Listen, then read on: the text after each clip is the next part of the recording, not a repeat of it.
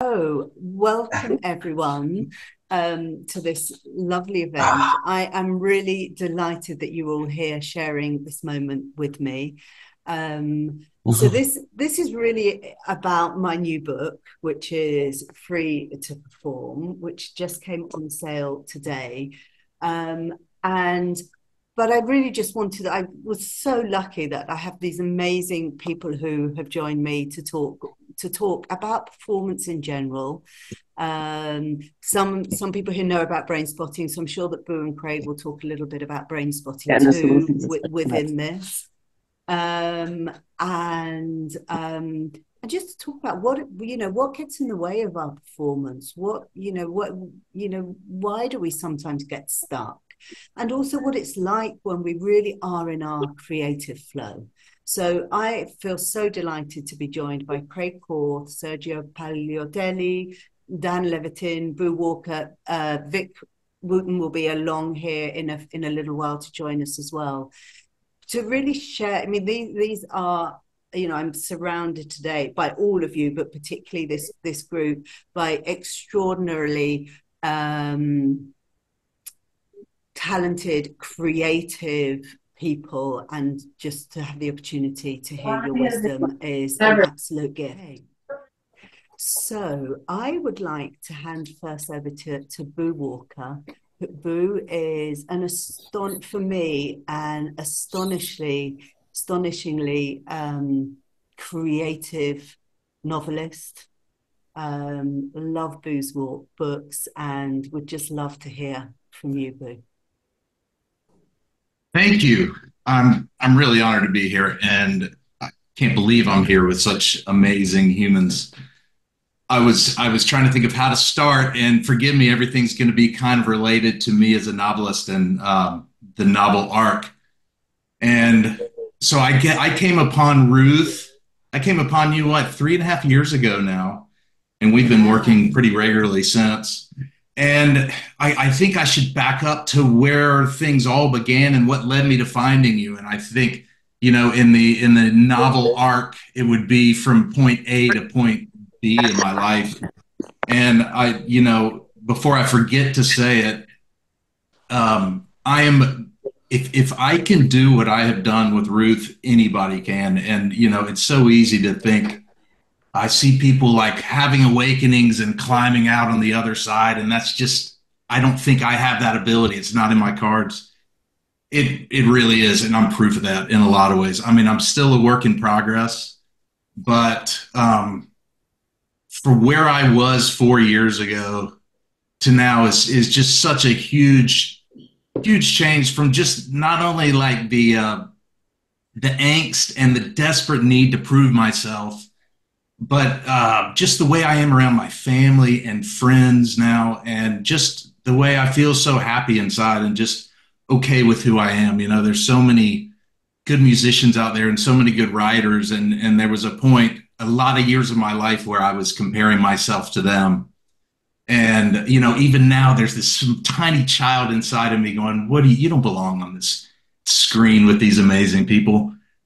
But now I do. I'm just happy to be me. And what I've realized is, if I just shed all my ego and I just settle into my own essence, that's all I ever need to be. And I'm already there right now.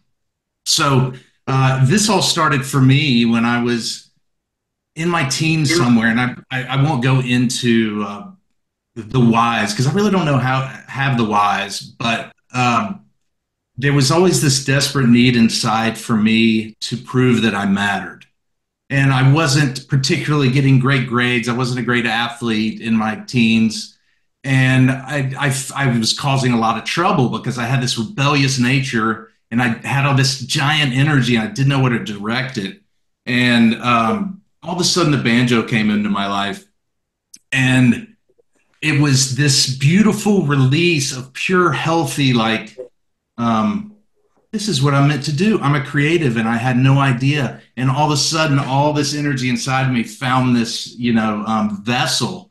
And the problem came that I became so passionate about it that I got pretty good.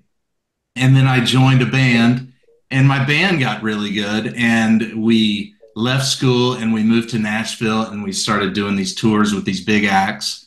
And all of a sudden, the playful joy started to dissipate, and in its place became, well, for one, I moved to Nashville, and I used to be the best banjo player in South Carolina, and now I'm not even the best banjo player on my street. And so all of a sudden, I started to have that kind of fear.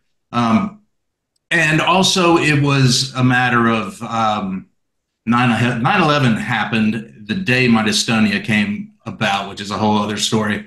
But there was a lot of weird stuff going on in my life. And we were touring and trying to make a living, trying to break through. And somewhere in all that pressure, my right hand just snapped. And it's my neural pathways just stopped communicating and my fine motor skills stopped working. My index finger and middle finger just gave up. And long story short, I spent about 20 years visiting doctors around the world and trying different things, really for about 2 years before I left the band. And then the next 18, taking on various attempts. Meanwhile, I started writing, and all of a sudden I found a new healthy way to express myself. And I reconnected with the muse for the first time, and it was absolutely wonderful again. But something happened. All of a sudden, I started getting acclaim and doing well and becoming a bestseller. And I started to realize a little bit of fame, I suppose, and people looking at me and me being able to say, you see, I do matter again. Though I don't play banjo and I lost all that, I do matter again. And then it became, okay, I'm top 10 with this new release, but I want to be number one. And then I get to number one and it's still not enough. And I started having an arm issue. And it was unbelievable. It was like the two passions in my life were completely killing me. And that time, as a novelist, this was 4 years ago, I was a successful novelist and I was paying the bills. My wife was not working. And I had something new in my life, as opposed to stepping on stage at the Grand Ole Opry or in front of Travis Tritt. It was this new world of deadlines.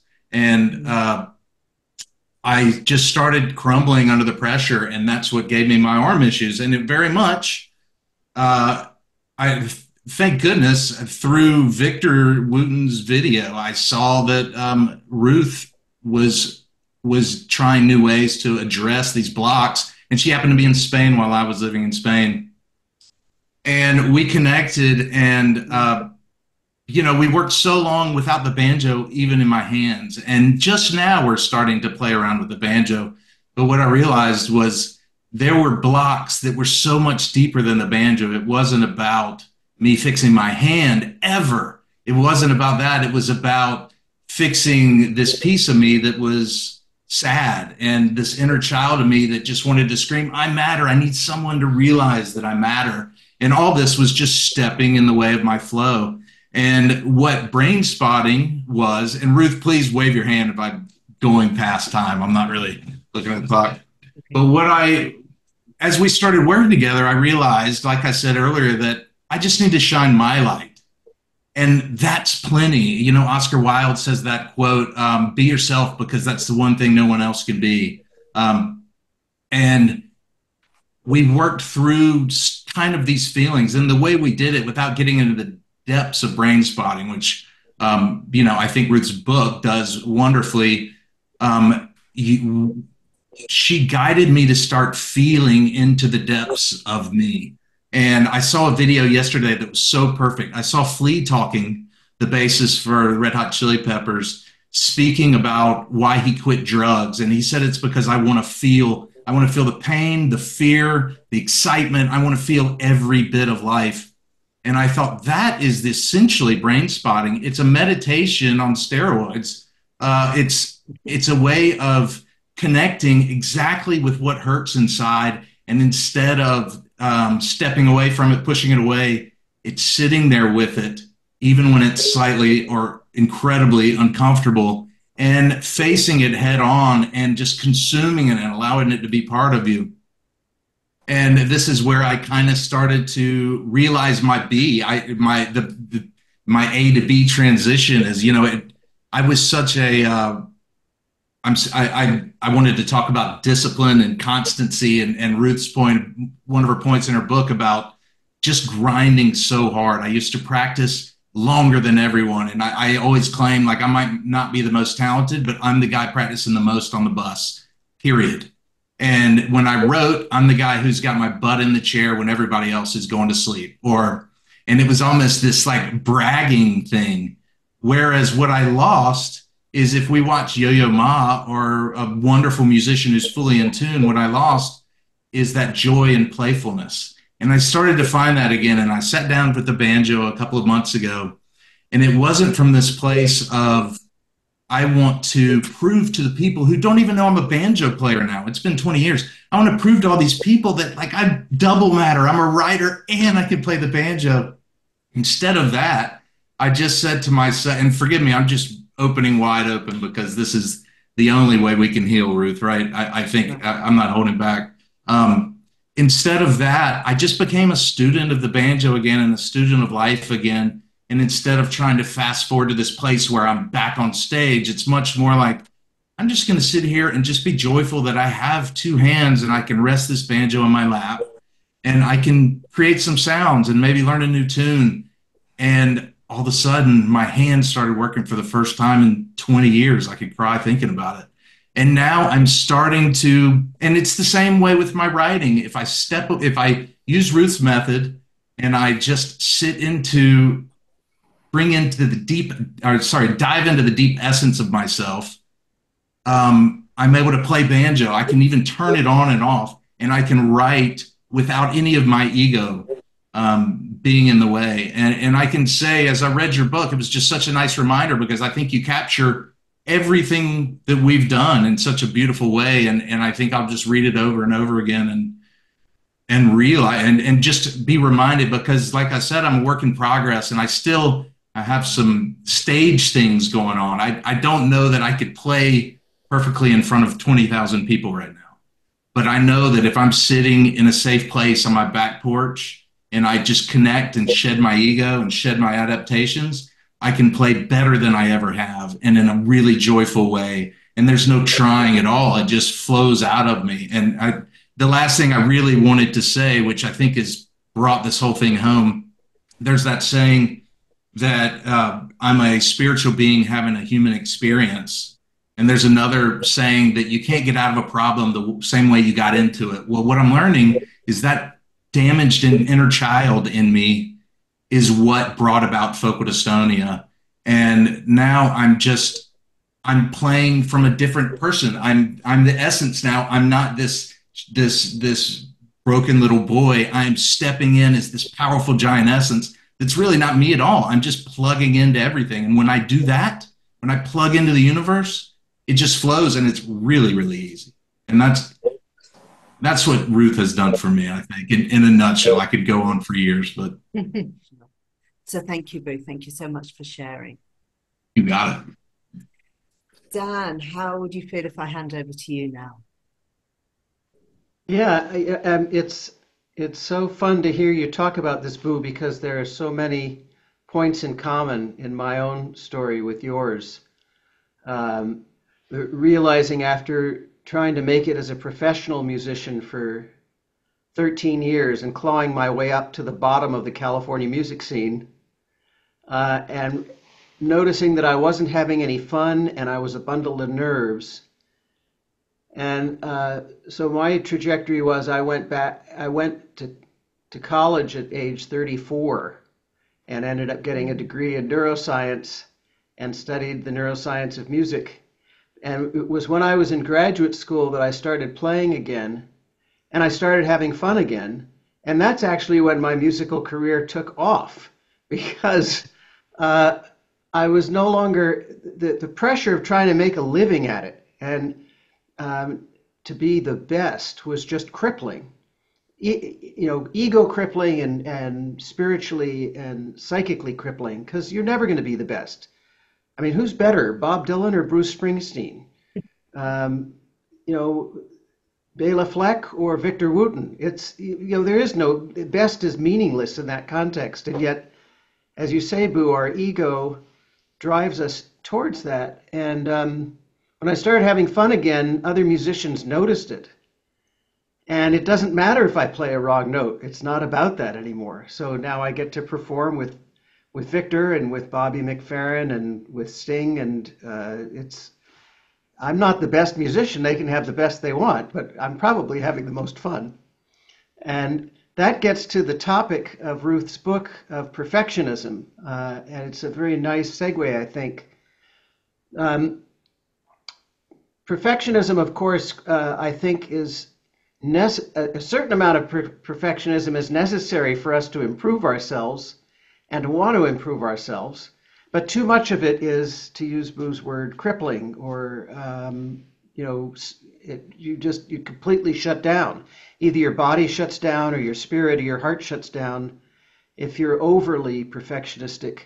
And I think a lot of John Coltrane, who was not the most technically proficient or precise saxophone player, nor was Miles Davis on the trumpet. Their ideas seemed to be so massive that they couldn't squeeze them out through their horns. And the horn would get in the way. And boy, I would rather have that problem, the opposite one, where I have no ideas and I can play those no ideas perfectly. So I think it's the nature of art that we want to have ideas that are bigger than our ability to execute. And then it's the nature of our brains that we are exquisitely sensitive to that gap between what we imagined and what we executed. And being aware of that gap, again, that's important to get better, and to keep trying to get your ideas out. Look at Van Gogh. I think he painted sunflowers 7 times. Why? Well, I'm assuming he didn't like the first 6. There was something in his vision that the first 6 didn't get, but then after the 7th sunflower, he stops. Same with this series of irises. You listen to great songwriters and they keep coming back to some of the same ideas, and then eventually they drop them. One example is Paul McCartney, whose father was a British dance hall musician. And so we see Paul playing with trying to write in the British dance hall tradition with When I'm 64 and Honey Pie and Your Mother Should Know. And he keeps coming back to this and trying to nail it. And then finally, on his album Venus and Mars, he writes a song called You Gave Me the Answer. And as soon as I heard it, I went, wow, that is British dance hall music. It's got that funny little voice they had back then that sounds really strained and like telephonic. And he nailed it. And sure enough, he never went back for that again. It was like, okay, he perfected it at least as good as he could. What I found inspiring in my own music, in recording, I'll separate recording and performance. There's nothing like recording yourself to hear the flaws. And I've recorded probably 50 songs, and I've put out 2 CDs of my own music, and I've played on other people's records. And all I hear are the flaws. I don't hear anything other than the flaws, and it drives me crazy. But the thing that's helped me to get through it and not keep going back over and over and over again with the tweezers is I listen to Steely Dan demos. Now, to me, Steely Dan is the height of exquisitely produced and executed music. Whether you like it or not is beside the point. But every note is in exactly the right place. And Donald Fagen once spent 3 months editing drum machine parts to get them precise to the millisecond, beyond where anybody else in the world could hear it but him, grammar. And he would go through 5 drummers on a song, to get exactly the right drummer, 5 bass players. But when you listen to the demos, they're terrible. And some of the Beatles demos are terrible. But knowing that they were able to get from that, boy, it sounds like they really can't play, to a beautiful, pristine, exquisite record, makes me think, oh, well, I just got to trust the process. And it's like Boo and editing a book. When I edit a book, my first drafts are terrible. I end up doing 50 or 60 drafts of every book I've published, and I just trust the process. It's never going to be perfect, but it's going to get better if I just keep working at it.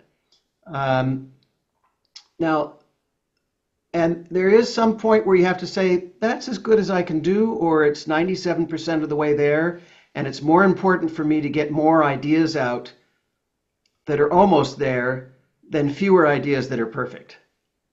You know, the perfectionism is why we don't have more Steely Dan records. I would rather have had a 95% Steely Dan record and an extra one of them than, you know, the small number of 100% Steely Dan records. So we all have to make that choice. What is good enough for me? But I think trying to do your best and listening back and going, yeah, that's about as good as I can get it.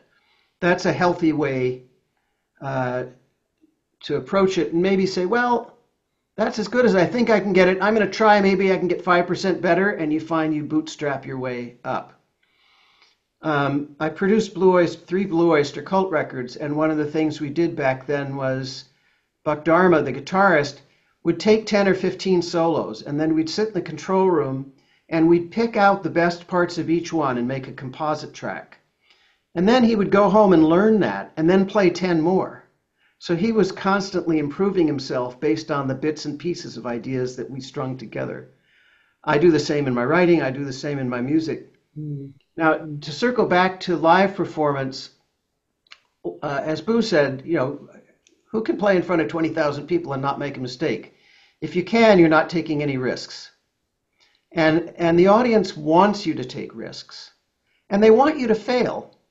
Livingston Taylor, a wonderful performer and instructor at Berklee College of Music, says, the audience is there to have an emotional experience and to get some kind of transformation in their lives from the performer, to go through some emotional journey with you through the evening. And there's not a whole lot they can give back to you other than applause. And that feels kind of facile to an audience member, Livingston says. And if the performer really moves the audience feels that they have this debt, this asymmetry. What am I giving to the performer? The performer has given so much to me. Livingston says the audience wants nothing more than to forgive you for your humanity, forgive you for your humanness and your flaws. And if you make a mistake up there, and it's an honest mistake, they so want to forgive you. And that's a great gift.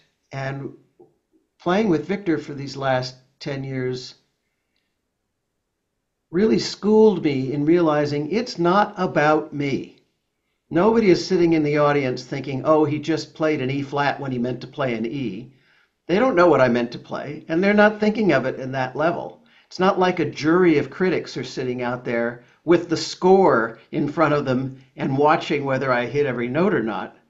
And, you know, the great thing about Victor and again, Bobby McFerrin, there's no judgment on the part of the people on the stage. And so that allows me and the other people on the stage to suspend judgment and just let it happen. And whatever happens, it's fine. And to embrace that and accept it as part of the fun. And yeah, you take risks. And if you think in terms of perfectionism, you're dead. Mm-hmm. And there's the man himself. Hello. I was just talking about you. I hope your ears were burning. They're burning in a good way. I think I'm done with my 10 minutes. That's brilliant, Dan. Thank you for sharing that. So I'd just like to do a really little summary, and then I want to talk about books as well before we move on. So it sounds to me that what both of you are talking about, and this is something that I think Boo and Craig, you'll agree, is so deeply woven into everything that we've been doing, is that so much of this it's not about not working hard. Of course we have to put the hours in, right? It's not about not being able to hear, having that sensitivity to hear whether I've managed to my creative ideas have come out the way that I've been visioning them inside. We need those, right? the difficulty is when we are not in self-acceptance and kindness with ourselves in that process. When we start beating ourselves up for not having done it well enough, or this kind of negative view that there's something wrong with me, there's something bad with me, that just creates this crippling that you talk about, Boo, and a kind of contracted inner experience, both physically but also mentally, emotionally, and spiritually, rather than being in an expansive experience of that. Would that be a kind of a nice summary that would pull together, Boo and Dan, what you've been talking about? Yeah, perfect. I think that expansive is the right word. Sometimes, we close in on ourselves and we think that little old me that we talk about is what needs to be creating and doing our thing. But little old me is just needs to open up and connect with the power of everything around us. And that's when we do something marvelous. Yeah. I would add to that everything Boo said, and then it's when I'm recording or writing a song or performing on a stage, it's not about me. It's about the song. Right. I have to, what Victor has helped me to realize is that me is not the point. I mean, Victor and I show off a little bit, but that's stage performance, that's stagecraft, that's different.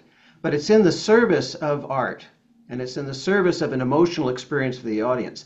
It's not about us, it's about them. And if we get out of our own way and stop thinking, oh, it's me, I'm doing this, or I just made this mistake, or anything like that, the audience senses that, like a dog sensing fear, but the audience came there for a good time, and our job is to give it to them. And if they attach that good time to us, that's fine. But we can't be thinking, I caused this. It's music that caused it. Great, that's lovely. Thank you. Dan, you have a new book coming out really soon. Will you tell us a little bit about it? It's called I Heard There Was a Secret Chord, Music is Medicine. It comes out in 2 weeks. It's available for pre-order everywhere. You can go to daniellevitin.com and there's a bunch of links. And it's a book I've been working on really for 20 years. It's the book I've always wanted to write about the medicinal effects of music for healing and treating injury, disease, depression, but also for helping us to live more full, creative, and happy lives. It's based on 4,000 papers, peer-reviewed papers that I read so that you wouldn't have to. I summarized them there, but they're all in the back if you want to read them. There's an extensive notes section, so I'm not just BSing you. And it's interwoven with stories of working with great artists like Victor and Joni Mitchell, Stevie Wonder, Roseanne Cash, and Bobby McFerrin. And it's really a look towards the future at how we can all incorporate music in our lives, and the scientific evidence for it, what's going on in the brain and the body when you listen to and perform music. Great. Wow. I am definitely reading that. And there's a blurb on it by Victor Wooten himself. Hey, super. Thank you. And Boo, you also have a new novel coming out next week. Yes, An Echo in Time. And this was really a product of Ruth and I working together. Ruth was really instrumental in this. It's about a young woman named Charlie in Boston who is facing a tremendous amount of red lights in her life, and she's right on the edge of giving up when someone introduces her to family constellation therapy, which is the idea that our family unit, including those dead and gone, our whole family tree, create this constellation. And if something is out of balance, that can feed forth into future generations. And Charlie goes to Costa Rica to a therapy session, which is, it's a maybe the best analogy I can make, like a seance where she figures out that something very violent and ugly happened in the past with her family tree, and she sets out to England to figure out exactly what that was and try to bring some green lights into her life. Great. Wonderful. And I mean, I am a huge Boo Walker fan. I think I've read all your books now, Boo, and just love them. You're just such an amazing novelist. So I hope that you all really enjoy both Dan and Boo's books when they come out. So let me hand over to Victor Wooten. I don't even need to introduce you, Vic, because I'm sure everyone here knows you, but I will do a little introduction, just because I'd like to. For me, above all, Victor, you are just a phenomenal human being that creates goodness in this world wherever you are, and spreads that as much as you are able to, and you know the beauty of that. But of course, you are also astonishing bass player. Most people will probably know you from playing with your brothers, the Wooten brothers, and also with Bela Fleck and the Flecktones. So, Victor, I just would like to give some space for you to share your wisdom with us today. First of all, I appreciate it. I really do. And I'm sorry I'm coming in a little late. I have about 50 people right outside here. It's the last day of a camp that we call the Spirit of Music. And actually, Dan was here just a few days ago. And we have Eileen McCusick, who works with Tuning Forks. She's outside. And Geraldine Glass, who works with Crystal Bowles, is out there, as well as some other instructors, but a lot of wonderful people. And I don't claim to be an expert at any of it, so I'm not going to talk like I am. And I'm not saying anyone is talking like they are, don't get me wrong. But a lot of people call me an expert, and I just know what I know, and I'll admit what I don't know. And I'll also admit that maybe I don't know what I think I know. I just like to try to stay open. And if I can associate with great people, I will learn more. And what I learn, I like to offer to people. My main goal in all of this is to get people, to help people learn to love themselves again.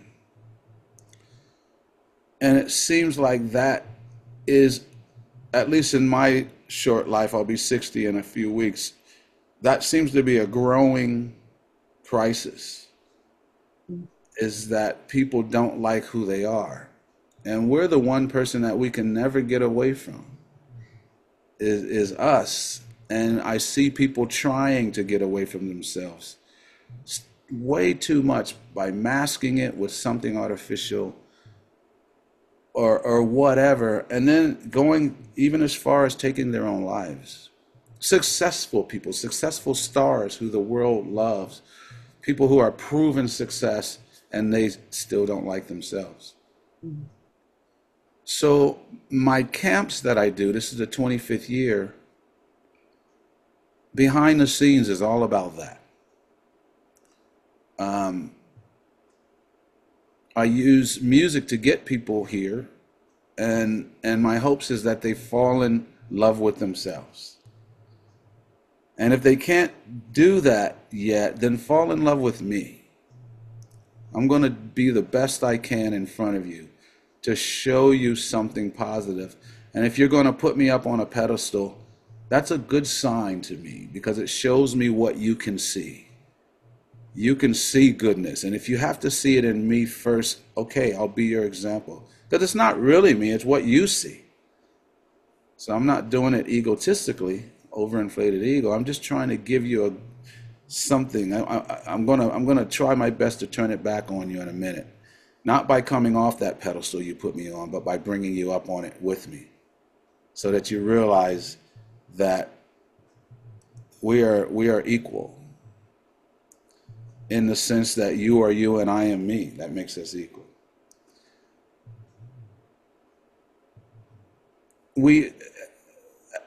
To quote my mother, who would be considered religious, I'll say what I've heard her say over and over, and I hope I don't offend anyone by sounding religious by quoting her.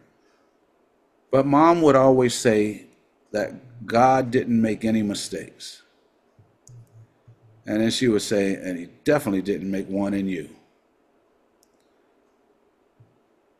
And if there's any truth to that, which I believe there is, in the same way that I can look outside and see these buildings that I know someone created, I can look at all this beauty in life and say that something created it. I don't care what we call the creator. I think we all, some kind of way, instinctively know that something greater than us created all this beauty in the world. All this stuff we see, trees, plants, birds. There's a creator. And I don't think that creator made a mistake.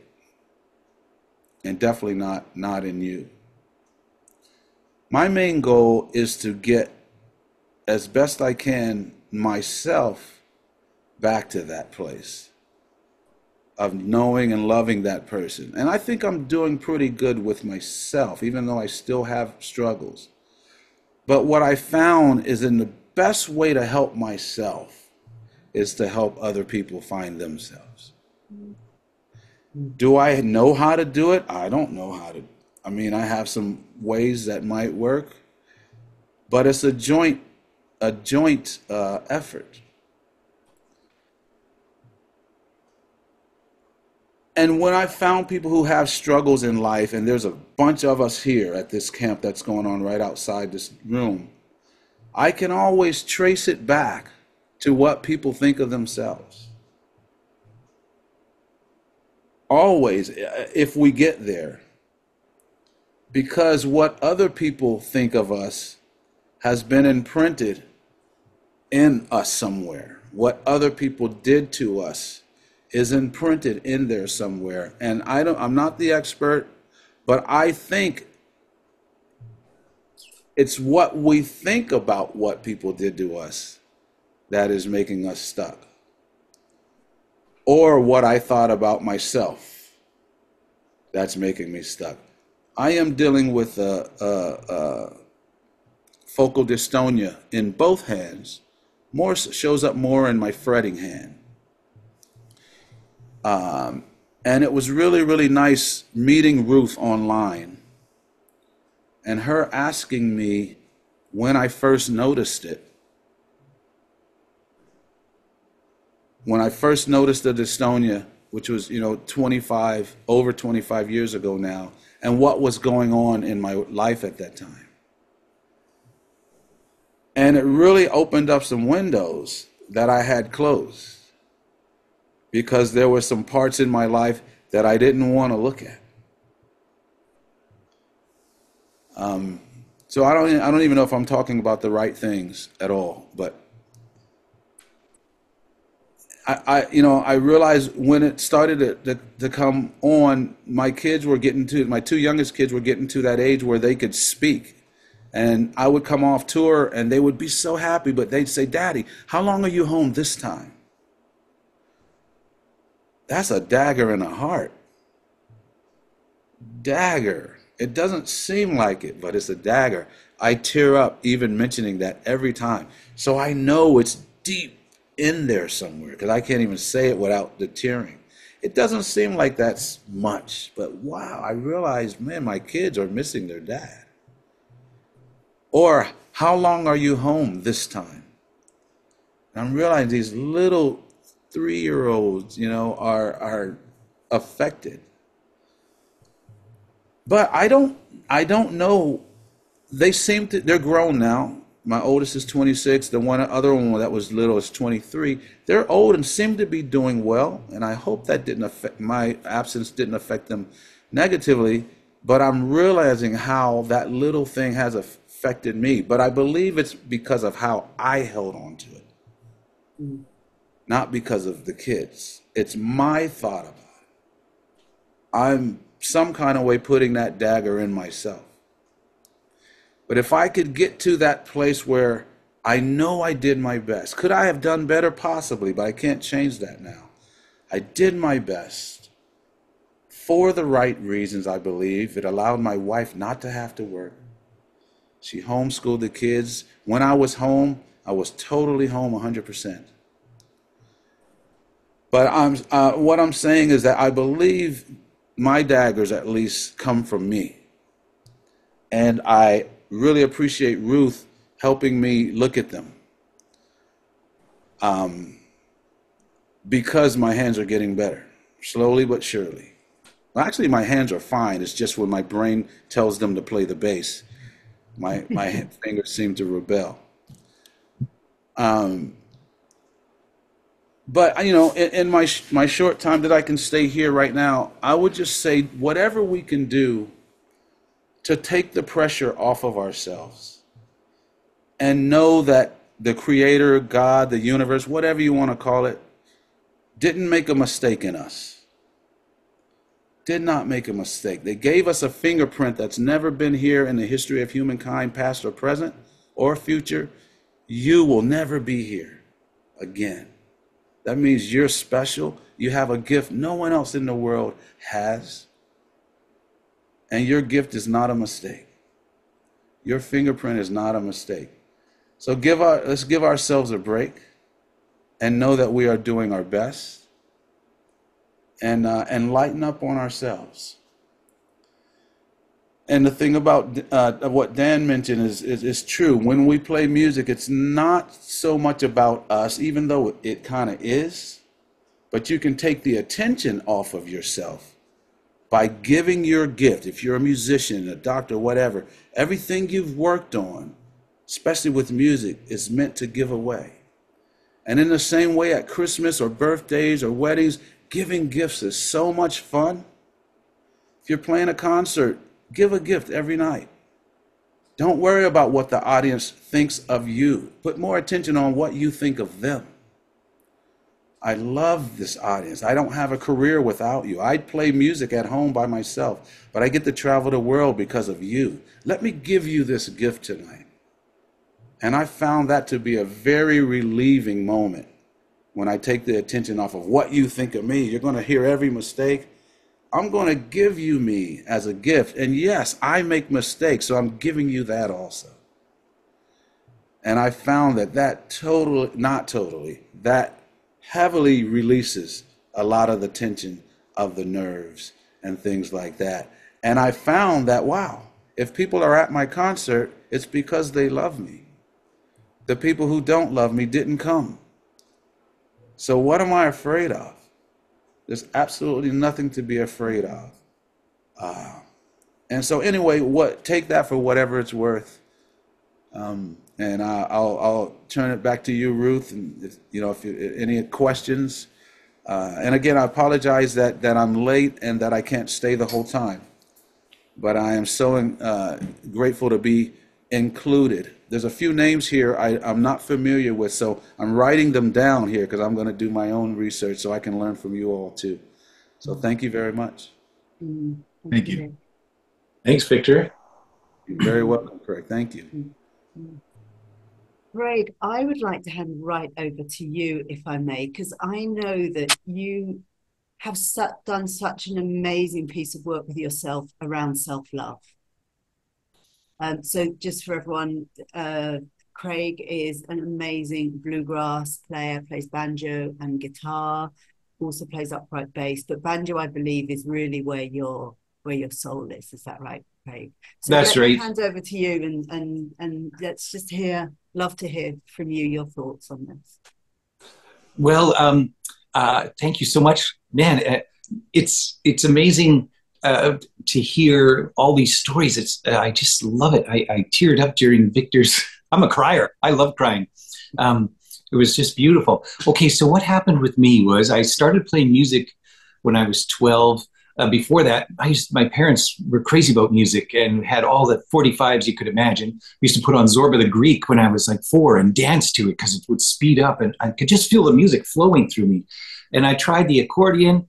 My mom thought that would be good. It made me cry when I played it, so I let that go. Then I tried the banjo, and as soon as I started to play the banjo, I felt like a set of Christmas lights that got plugged in, and I just came alive. And I was 12 years old, and 50 years ago, and I right away connected with it and just felt this outpouring of love into the instrument, and practiced 5 hours a day. I was kind of an awkward kid, loved to be home, watch the Flintstones, play the banjo. And by the time I was 14, I was actually playing music. It turned into music, and I started teaching and then started playing in bands. But when I was in my first band, when I was in my late 20s, or late teens, I started to realize that I was listening to all these great players, and I thought I needed to be like them. I needed to know everything that they knew. And as I was playing, I felt stupid. I didn't think, I don't know anything. And I don't know how to back up. I don't know how to make the singer sound better. And when I started to play my right hand, and the banjo, I used 3 fingers, these 2 fingers would stiffen so much that I'd get cramps in my hands. And that was in my late teens. I didn't know what was going on. But as I went along, I still loved the music, but I just felt all this pressure to be better and better and better. And I realized later, especially when I met Ruth, that I had a deep, deep perfectionism. And my perfectionism, I thought, was a gift because it allowed me to just want to get better and better all the time. But it wasn't. It wasn't a gift at all. It was a curse because even my grandmother as a teenager said, "Craig, when is enough ever going to be enough with you?" I just couldn't stop driving myself.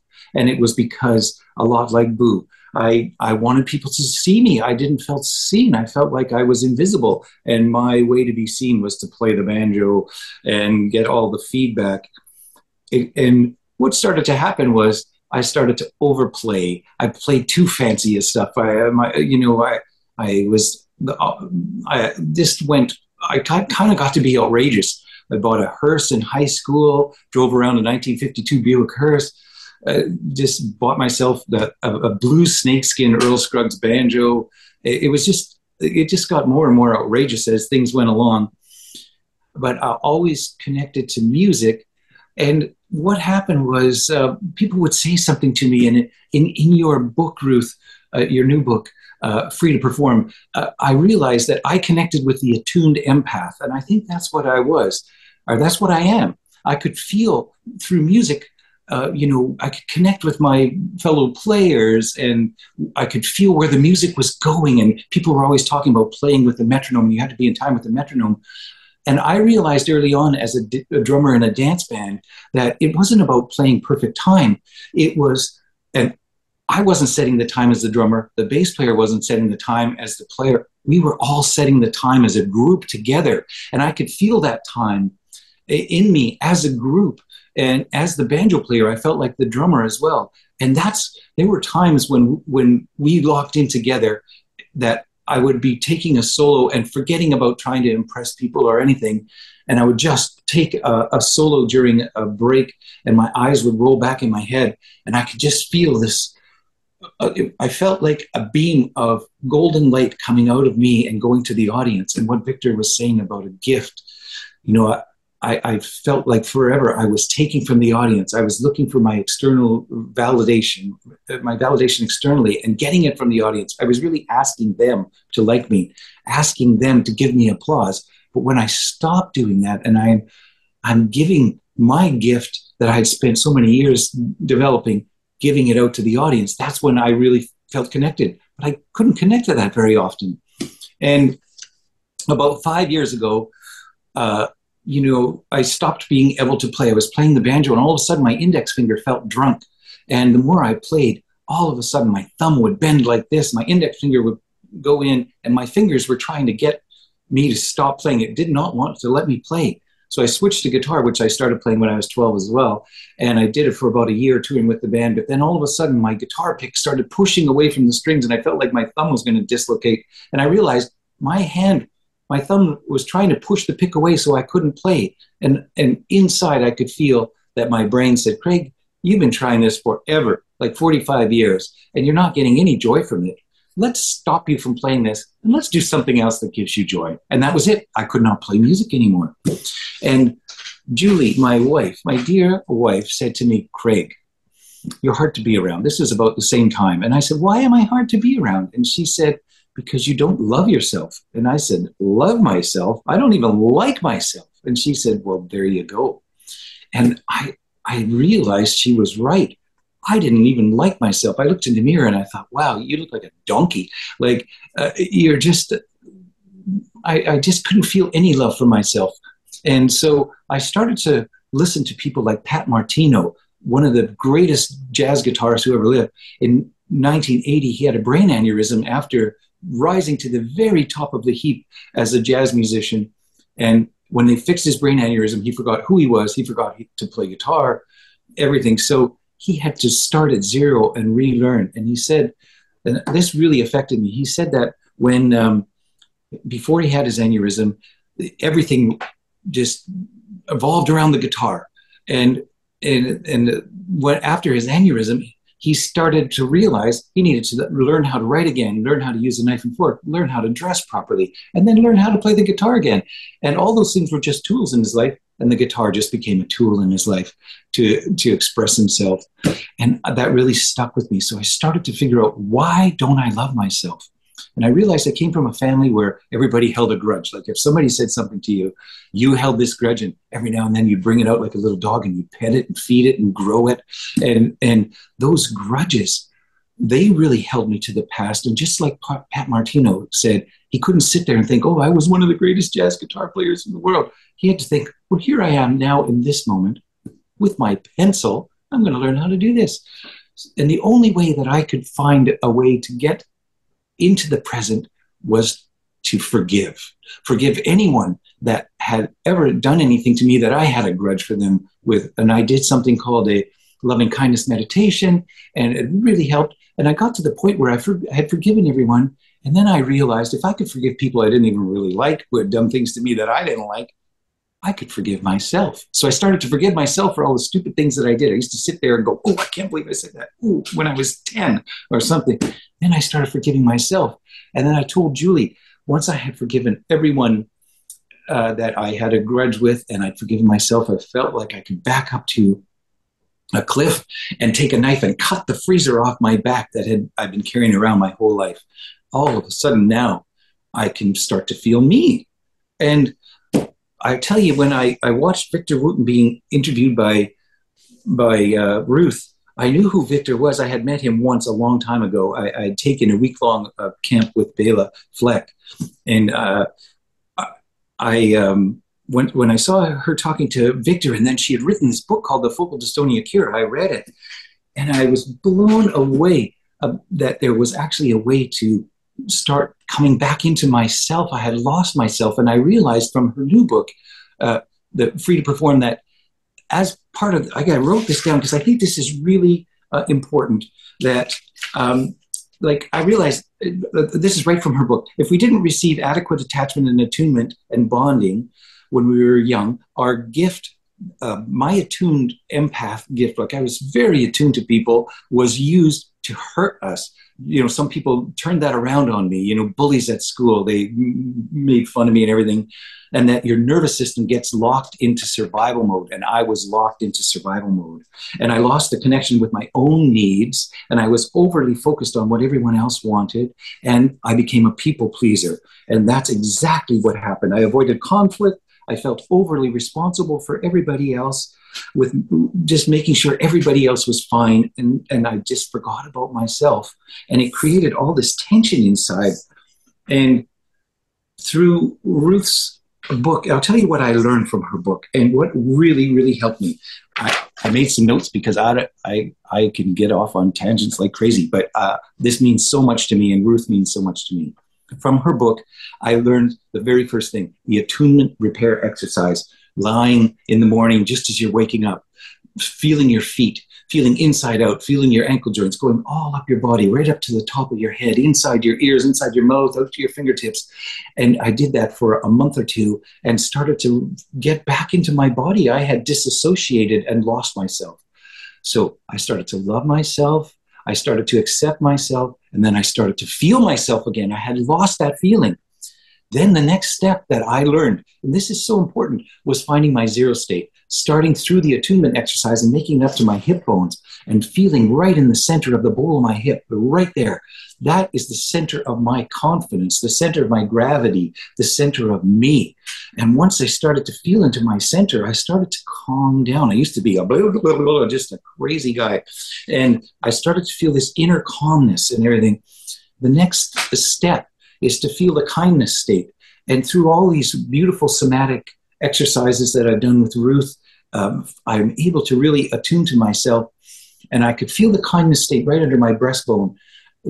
Times that I've been extremely kind to people when they've been extremely kind to me. I was a firefighter. I mean, I used to kick the front door into a house that was on fire and people were screaming, running out of, and I would run in to find somebody, stuff them in my jacket and haul them out and risk my life. And I loved doing it. And I felt the kindness that I felt when I did that.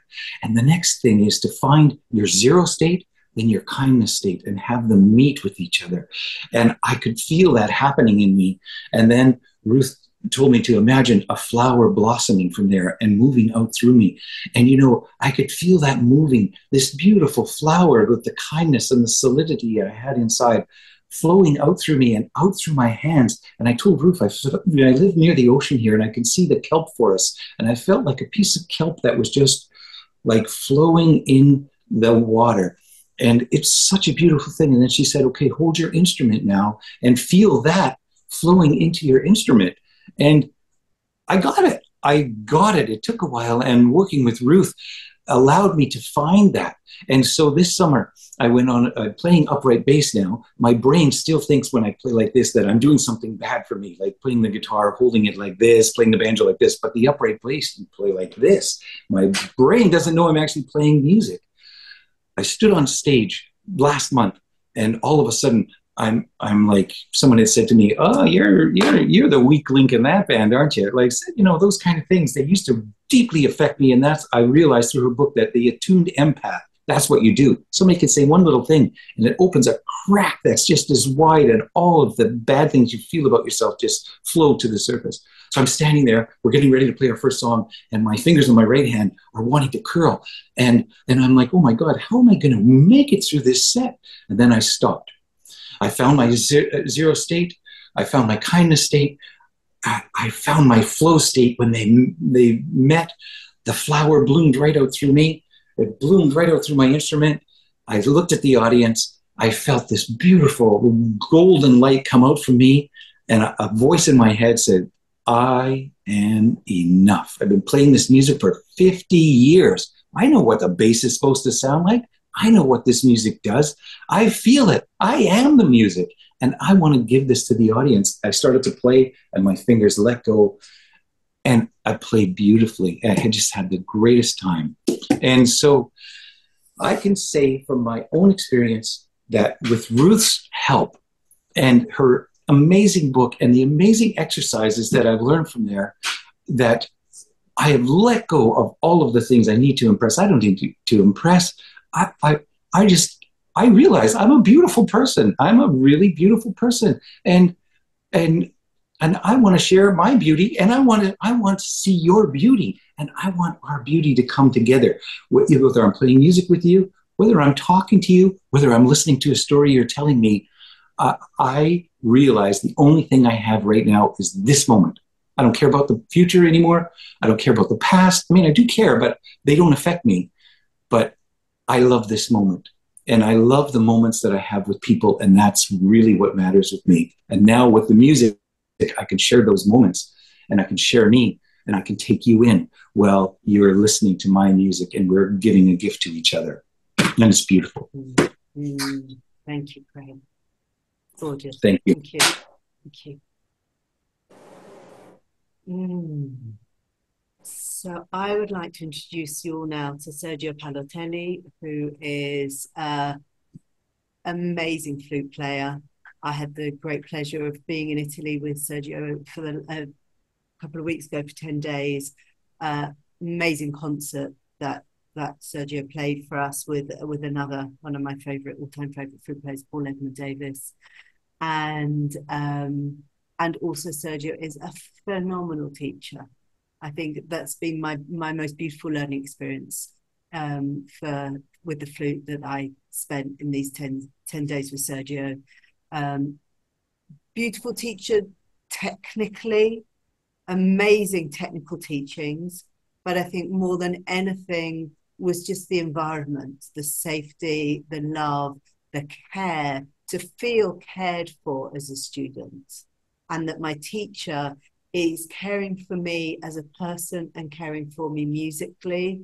And that being the basis of the teaching for me was a very special experience. So thank you very much for being with us here, Sergio. And I would love to hear your words of wisdom and for you to share your words of wisdom to all of us.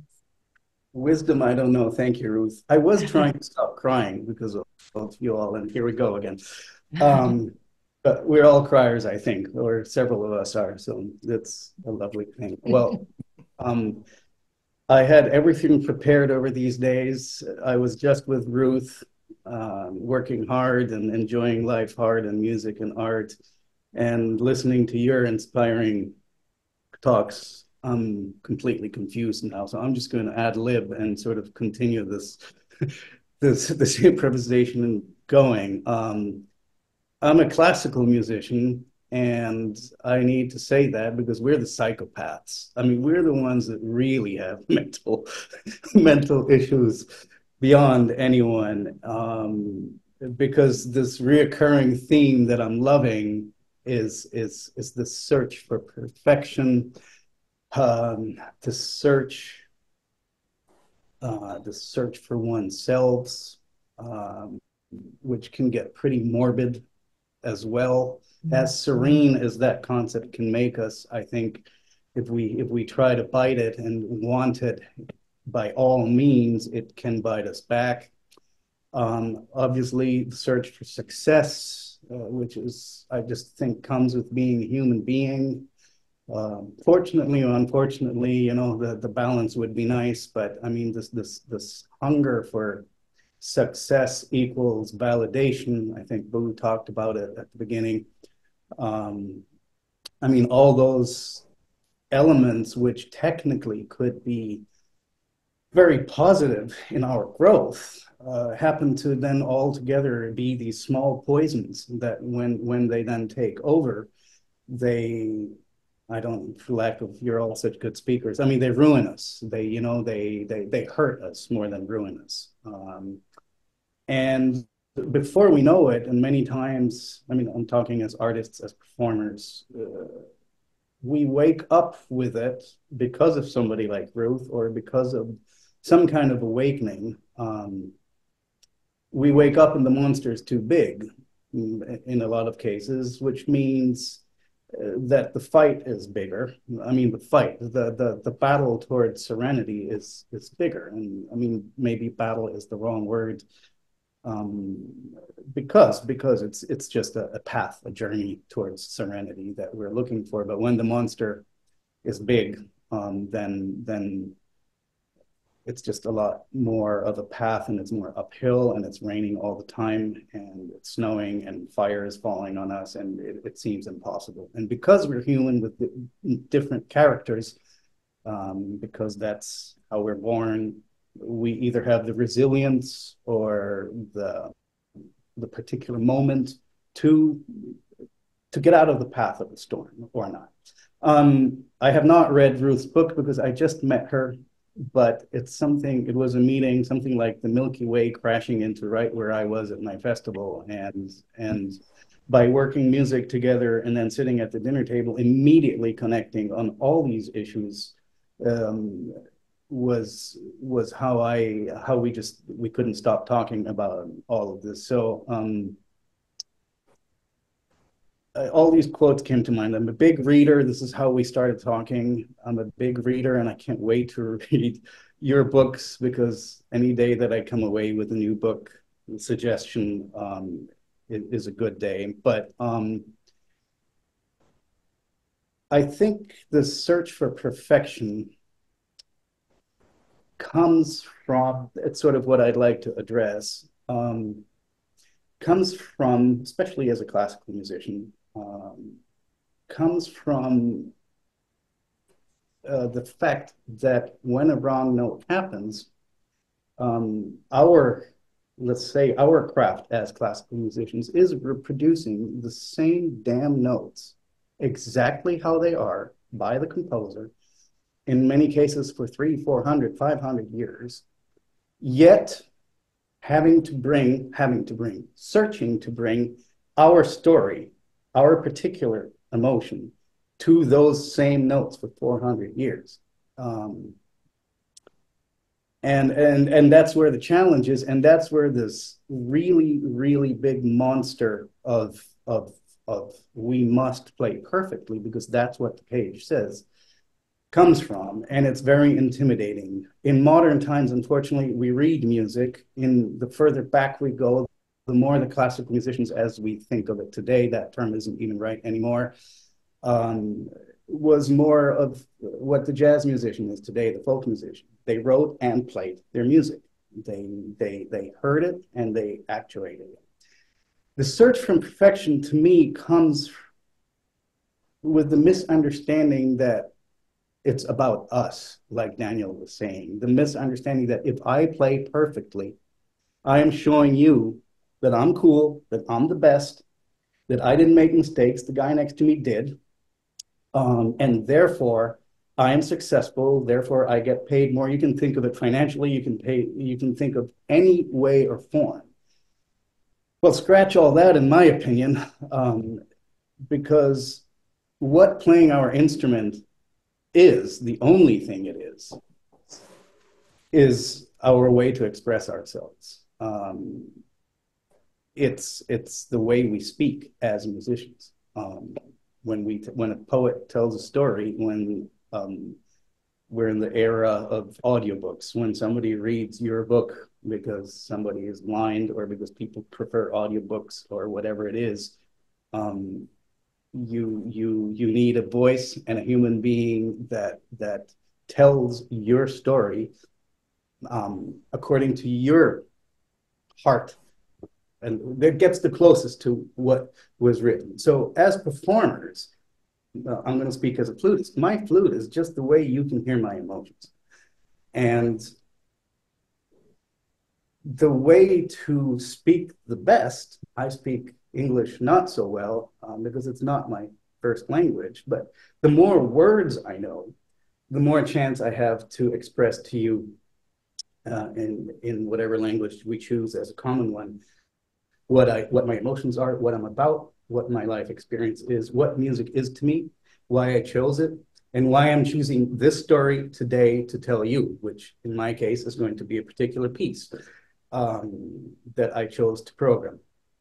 The more words I know, the more nuances I know, the more spellings I know, the better of a writer I am here in how I expose my words, equal for an instrumentalist how well you play. So unfortunately, we're a little bit in a prison. Technique is extremely important because it's the tool that allows us to have more expression. The more tricks you know, the better you are personally for yourself at speaking, the better you can express yourself. The line is so fine to transgress over into, I made a mistake and I suck and I can't speak, that's where we risk. And I mean, we all fall into it. So, you know, a little bit of my personal story. I was a kid that I never got nervous because maybe I was too dumb to understand how difficult it is what we're trying to do. But I got really upset because I got the shakes. So as a wind player, I couldn't produce a straight, beautiful tone. It was out of tune. Everyone was always yelling at me for intonation. And because I had the shakes, I wasn't really in control here. And over what fixed it. I don't know what fixed it, but I think life just fixed it. Falling in love, great disappointments, family problems, deaths, great successes, personally and career-wise, emotionally and logistically, moving countries, meeting certain people, having certain people exit your life. Growing up, I think, is what fixed it. Reading a lot for me and being in nature definitely fixed it. And it seems cliche, but finding oneself. Victor, everyone here talked about that. Finding yourself. Being happy with yourself, which I guess means getting to know yourself, which we don't always do. In I like Craig's situation, just because it comes to mind now, where your wife said, "Hey, what's up with you? Do you love yourself?" And it's for you, that was a bell, right? I mean, it was a bell. For me, I never had anyone shout the question at me, but I've hit my head to awakening several times in life, going, "This isn't what you're about. How could you not see this?" And for so long. So I think we're all on this path of self-discovery by knowledge, by emotional knowledge, by the field we're in knowledge. And the secret is becoming more serene. And I don't know much about focal dystonia, but I know a lot of people who have it. Alex Klein, the former principal oboe of the Chicago Symphony, if you don't know him, Ruth, you might want to look him up. He's come up with contraptions, physical things attached to the brain. And I had a student who now teaches little kids and has stopped flute completely, who was perfectly fine. And the minute his brain told him to play flute and he put this thing up to his lip, his mouth went sideways and he couldn't make embouchure. He just couldn't, he just puffed his cheeks. He could not make embouchure. Without the flute, he could blow a candle out, which is perfect flute embouchure. With the flute here, his brain, so he wasn't able to overcome it. In Andrea's case, this is sort of just a sidekick story, but he eventually found really, really amazing companion in his life. So I'm a big romantic. I love poetry, and he found love, true love in his life. And it's a whole nother can of worms what that is. He put a vibe out that gave a whole different aura, a serene vibe out. Is it because of that he landed a great teaching job in the really important school in Bologna for small kids? He loves it. He's been doing it for 20 years. And the moral of the story is, guess what? We play duets every other week perfectly. No issues. No medication. He didn't have the situation of meeting somebody like Ruth or anyone like even people like you that get together and talk about it openly and that pour their hearts out. He didn't have that. It sort of happened for him. He's playing flute again. And so serenity is the only way I sort of live life. The mistakes, the perfection. I mean, somebody quoted Oscar Wilde, right? I mean, I think I learned so much from my mistakes. I think I'm going to keep making them, right? It's one of my favorites. It's one of my absolute favorites. I'm sure you all know, and then I'll let you go because I'm making a big soup of stuff. Kenny Werner's book, Effortless Mastery. Yeah, I mean it's sort of one of the meccas to go to. But I mean, when I didn't know this person at all, once I came to the United States a long time ago. I mean, one of the first people I met had told me you have to read this book, and I mean the simplicity of his story. I've met him personally, and I mean, here's a classically trained pianist who just eventually hit the wall in Carnegie Hall, beating himself up for mistakes he made. And I mean, there's that part in the book where he's He shakes hands with everyone. He can't even see who's in front of him. He's so upset about the mistakes he made. He's sweating. It's a Wednesday night, typical New York. You walk out of Carnegie Hall and you're the same moron that nobody knows, except you're on that stage with everyone. He's riding the bus home, and he had this thing. It's like, do you think that anyone here that's bumping into me cares that I made mistakes? And I'm so upset about it. And when he just by chance went on vacation to Brazil, he got introduced to Brazilian jazz, and he found the guru, and this whole new world opened. So, I mean, I just think that all of us have this innerly. We have it. We just have to find it. And talking to Ruth, it was just like boom, boom, boom, boom. Here it's on the plate. How can I couldn't believe that there was a person just out of nowhere, just that signed up for my flute class, that within seconds is talking about all these issues that, that I think about so much. Ruth, you see how much I think, it's almost too much. I'm not a writer. I mean, I write for myself, but I wish I could express in writing and organize all these ideas. But I mean, I just think that this is how we serenely get away from this battle searching for perfection, which ruins everything. It ruins our vision. It ruins our emotion. It ruins our poetry we had inside. It ruins who we are, because it doesn't show it. It doesn't ruin it. It doesn't allow us to show who we are. And as artists, that's brutal. I mean, it's brutal because, I mean, how else to show what we're about if not through our art? And that's my 2 cents. But I'm so inspired by the warmth and what you've been saying, and it's just, I wanted to like hit the bell every 2 seconds. Yeah, yeah. Give you a big hug and the physical, and just the physical parts of trying to play well, which we need to express ourselves well, blah blah. Those are because the tensions come from here, because we're not serene inside, because I hate myself. I'm not good enough. So-and-so got first and I got second, but I've tried for so much.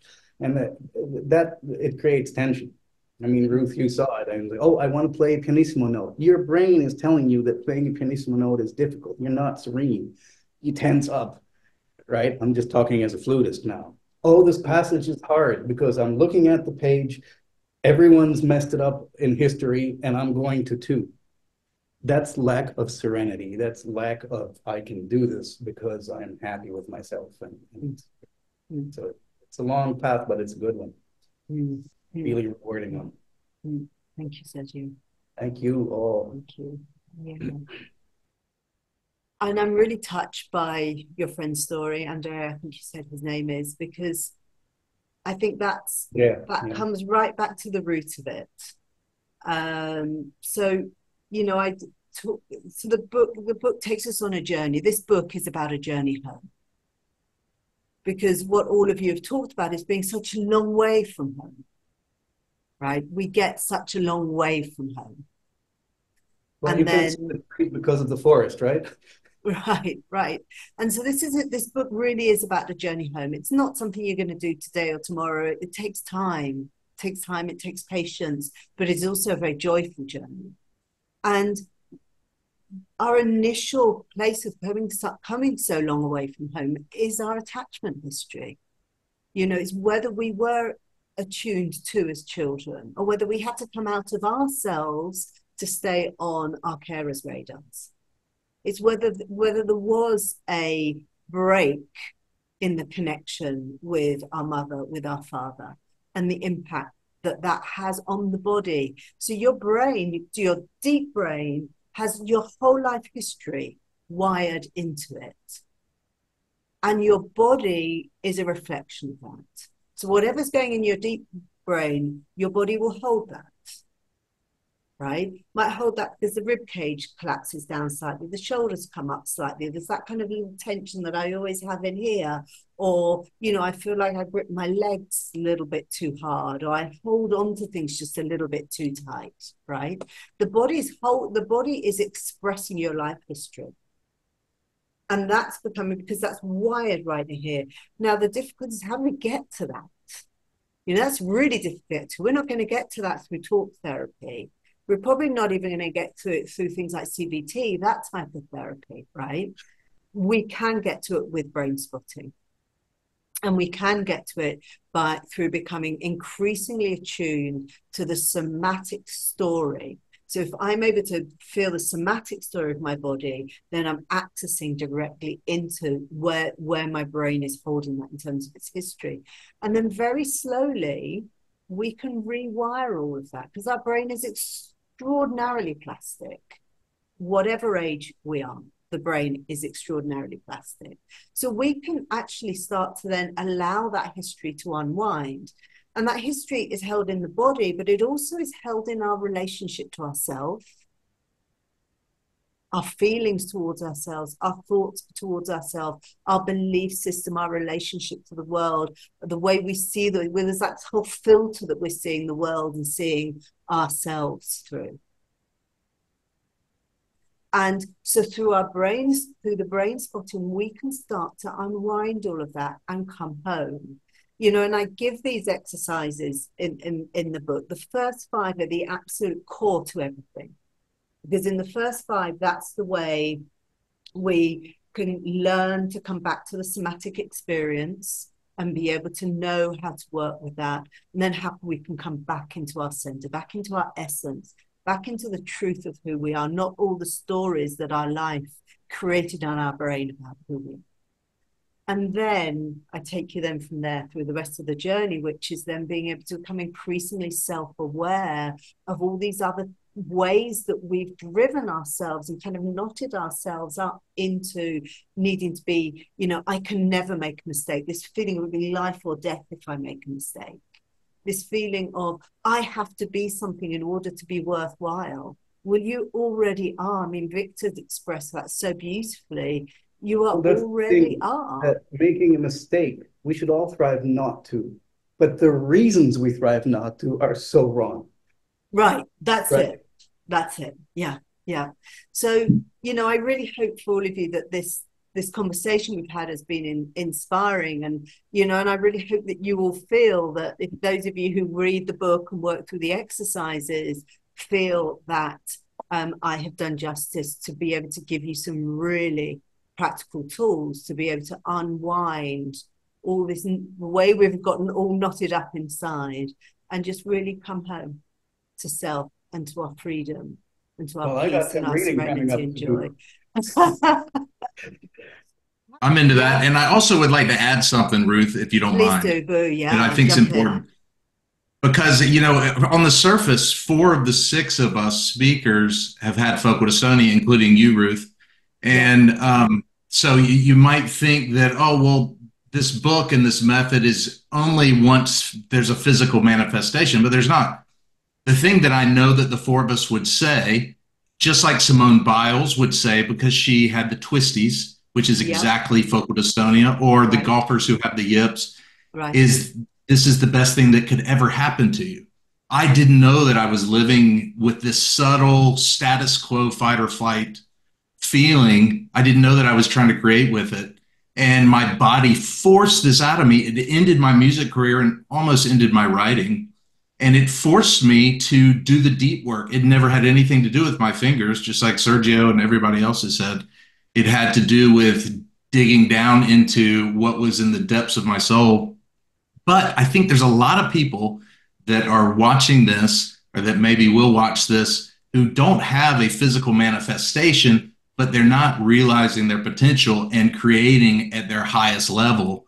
And that's what this is really about. Maybe we're the lucky ones because we were forced to do it, but I think a lot of people can look inside and realize that maybe I haven't achieved my creative highest bar, or just my bar of being the person that I want to be.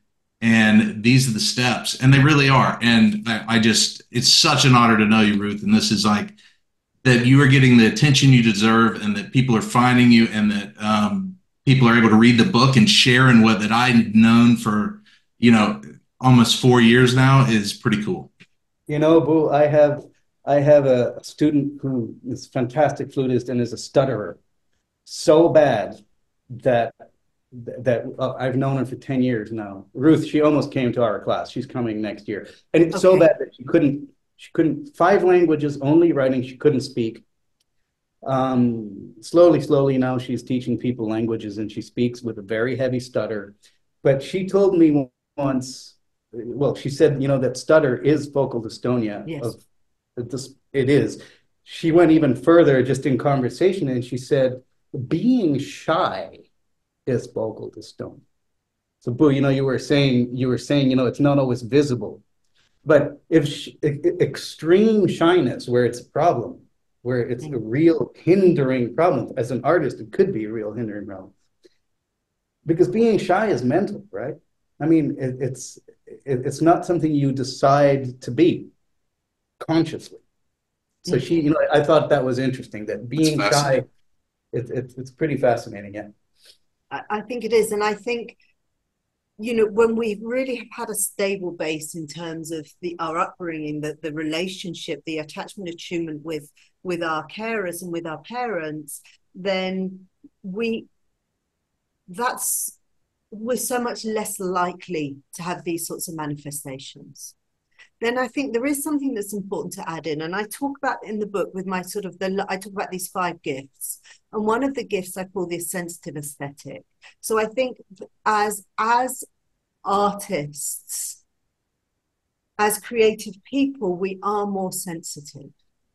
We do have a natural talent to be able to really distinguish qualities in a way that other people don't. And in fact, I read a fascinating article just yesterday, and I'm like my new piece of research that when we are born, we have many, many more neuronal connections. I can't remember how many more, but it's like 10 times or 100 times more than we do once we're a year old.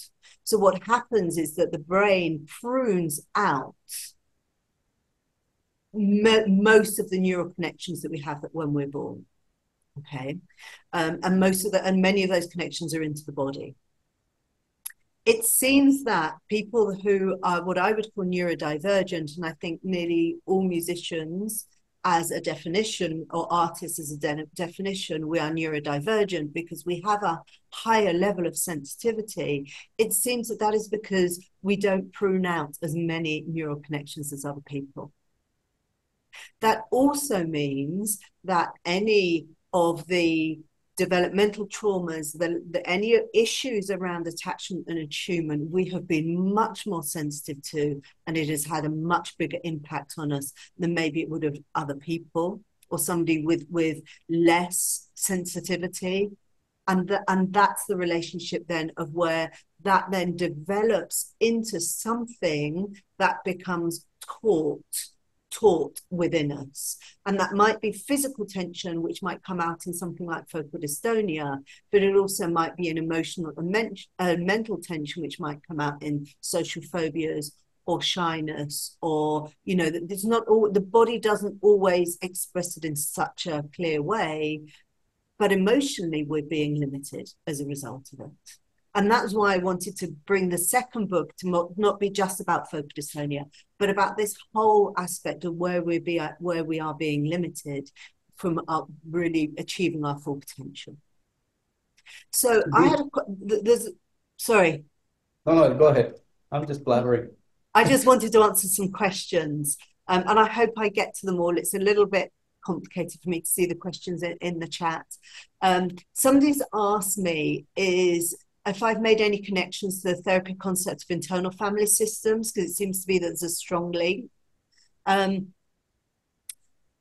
think internal family systems is an amazing therapy, but I think at the end of the day, these are all just frames, and we need to become very clear that the frame of the therapy that we're in cannot come before the person.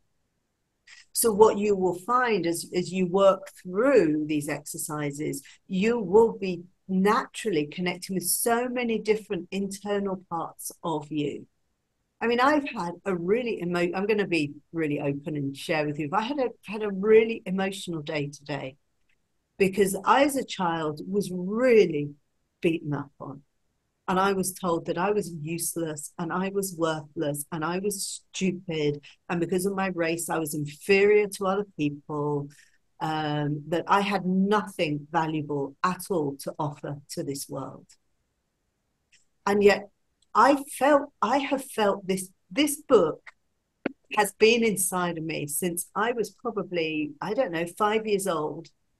I think that was the first time I went on stage and was appallingly humiliated by a judge. And through all of that, and through all the being beaten up on by my school, by my family, this little girl inside of me said, you have something to say, and I know what it is. And she kept saying, I'm going to keep going. I will not listen to them, and I will not give up on myself. Misty, who is here, is one of my wonderful colleagues who supports me so much. She calls it her fierce little girl with her big cowboy boots on, right? And that little girl inside me was much smaller and much quieter, much shyer, but she kept going, I need to keep going. And today, I feel that she has given her gift, and she has expressed everything that she knew was inside to express. And so today has been a really big day and a really emotional day, because I've been so connected with her, with this part of me. She's been with me all day, and I have just been celebrating her and going, thank you so much for never giving up on yourself and for keeping on going to me. We're going to keep going. Every time other parts of me wanted to give up, she kept going, no, we're not going to. We're going to keep going. So yes, internal family systems is wonderful, and it needs to be done from this very personal place of only really know yourself and really know all the parts that you are holding inside. And what I wanted to give you was a really warm, caring process by which you can really get to know all of those different parts and make them all right and make them all welcome here. And don't be in a hurry. So this girl was really patient too. I told you at the dinner table, you can't make old cheese in a day. It takes 5 years at least. So you did it because this girl was patient, yeah, not just resilient, but and loving. So yeah. Thank you, Sergio. Yeah, that's beautiful. Slow down. Beautiful. I think slowing down and being patient is what you just said. It proves it. This racing is no good. I mean, I heard a great quote yesterday, and I wrote it down. You don't eat the fruit the same day you plant the seed. I mean, I'm Italian. I'm going to apply that to wine, right? I mean, our wines are made to age. Can't make aged wine, and you can make it taste like it, but you know, the truth is going to come out at some point when you taste an old wine and you've been drinking good tasting. It seems like it's old wine, but very young wine. But when you then, you know, it's going to come crashing on you at some point. So the patience is what got this little girl through things, and it moved to where he is, and it got, you know, and everyone has their story. Yeah. I'm just going to come over to it to just keep moving through some questions, and then we'll close. So I have a question about somebody who's done about 30 brain spotting sessions, and how would this book, you know, add to that? I still brain spot. I still do brain spotting sessions because I think this is an eternal journey. I think in the same way that music is an eternal journey. We're never going to go, okay, now I'm done as a musician, right? We're constantly learning. We're constantly growing. It's like we never get to the horizon. You know, the horizon is always there ahead of us. And I think brain spotting is the same. I also think that when I think of when I think of how many experiences that I was holding inside of myself, you know, 30 hours, am I really going to release all of that in 30 hours? I think probably not. It's going to take longer, and it's going to take longer in time as well. And then also, it depends who you're brain spotting with, right? Maybe, I don't know whether we'll be able to at the end, but whether I could present you to my team, but you can see my team on my websites. So trained a number of brain spotting therapists to really understand the depth of this work. How do you get to, part of my story is that I was adopted. My mother knew she was going to put me up for adoption. So for the 9 months that I was in her womb, my brain was, and my system was already knowing that there was going to be a separation. Right? How do I get to that in my brain? I'm probably not going to get to that straight away. That takes time, but it also takes a tremendous amount of self-exploration in a very particular way. So one thing is the brain spotting. The other thing is the frame within which we do the brain spotting. And that was partly what I wanted to give in this book, so that we really can get into such a deep sense of exploration to us that we have so much more material to take into our brain spotting sessions. And myself and the therapists that I've trained really know how to do that. And they understand this frame that maybe another brain spotting practitioner who is going to be a brilliant therapist, but might not understand this frame and this particular way of working. And Ruth, yeah. If I can just say something real fast about that, and forgive me, my dog's going nuts in the background, but this is really important. There really is I look at brain spotting two ways. When we first started, it was most about activation brain spotting, which is sitting in the nitty gritty of the pain that's somewhere deep inside. And then as we started to get through some of that, and I started to feel serene, which is like my word of the day now that Sergio said that, then it became about expansive brain spotting. And it became about tapping deeper and deeper into your essence. And that's something I do every day before I write now. And then we've even taken it a step further, you and me, Ruth. We've been working together a long time. We now brain spot my characters. So you will almost put me into a trance of being one of my characters, and we'll brain spot that character, and I will completely become him or her. And that's a whole other world that is, possible with brain spotting. So what I know is this is not some fix-it-all thing where you buy a book and 3 weeks later you're at the top of the best charts, or you're playing for the Chicago Symphony or something. This is something that I will do for the rest of my life till the day I die, and it's a lifestyle. It's not some fix-it thing. Right, and it just gets better and better, doesn't it?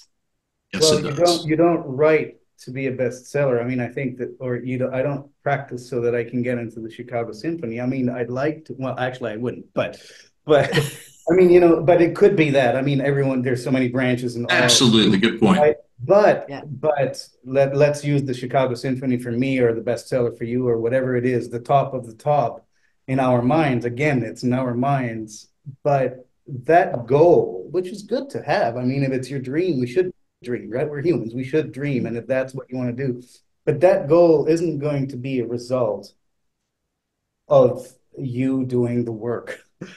It's not going to be you have to do the work for another reason. You have to do the work because that way you can express yourself. You can stay serene because you are expressing yourself. And if you're free to do that, if you're free to perform, I mean, if you're doing it because you need to do it for yourself, because you can't live without doing it, then the Chicago Symphony is going to come, because obviously you're going to produce quality because you're doing your best work, because you're good, because you're feeling good, because you're well. I'm sorry, I'm speaking because you're well. And then if that success doesn't come, so be it. But you're still satisfied with yourself because you're expressing yourself. You're expressing who you are. So I think what Boo just said is fundamental for all of it. And I think with just to add to that, I think part of brain spotting, and as we start to shed our ego, my goal, I'm not there every day, but when I sit down to write, I want to express myself. I also want to connect with everyone in the world and affect their hearts. And that's what I want my books to do. And so all of a sudden, it's not about me at all. I just want someone to read and maybe have a little bit better of a day because of it, Well, and that is it. Somebody's heart, your heart is affected. Right, yeah, that's true. Right. But that's not, you know, we shouldn't label that as success. We should label that as a flow of being human and of letting feelings, opinions, emotions, hardships, not hardships flow amongst each other and have like even a session like tonight. I mean, that's just, you know, I mean, that's what it's about. Yes. Yeah. Yeah. Boo, you asked me yesterday, and thank you to Misty who reminded me. You asked me yesterday, is the book enough? You know, could somebody just take this book, work through the exercises, and that be enough? Or do the people really need to also be seeing a brain spotting therapist and having some therapy in addition to it? The answer to the question is, for some people, the book is enough. Right. There are some people that, and I know people with the Focal Dystonia book that have picked up, they've worked through and they've resolved their Focal Dystonia, have come into a whole different place within themselves. And in fact, it's a shame I can't get microphones on, but it's just too complicated. Brian, who is with us here today, and I think Richard as well, have done the most astonishing processes with themselves and brought themselves to like such a deep and beautiful connection. And they've worked with just the book themselves and the book. So yes, for many people, and you know, I mentioned Brian and Richard because I just think you are amazing people. So you know, and a real inspiration. So for some people, they can do that. However, there are other people where we do need to be accompanied, right? We're talking so often about having been on our own as children and not having somebody accompany us and attune to us.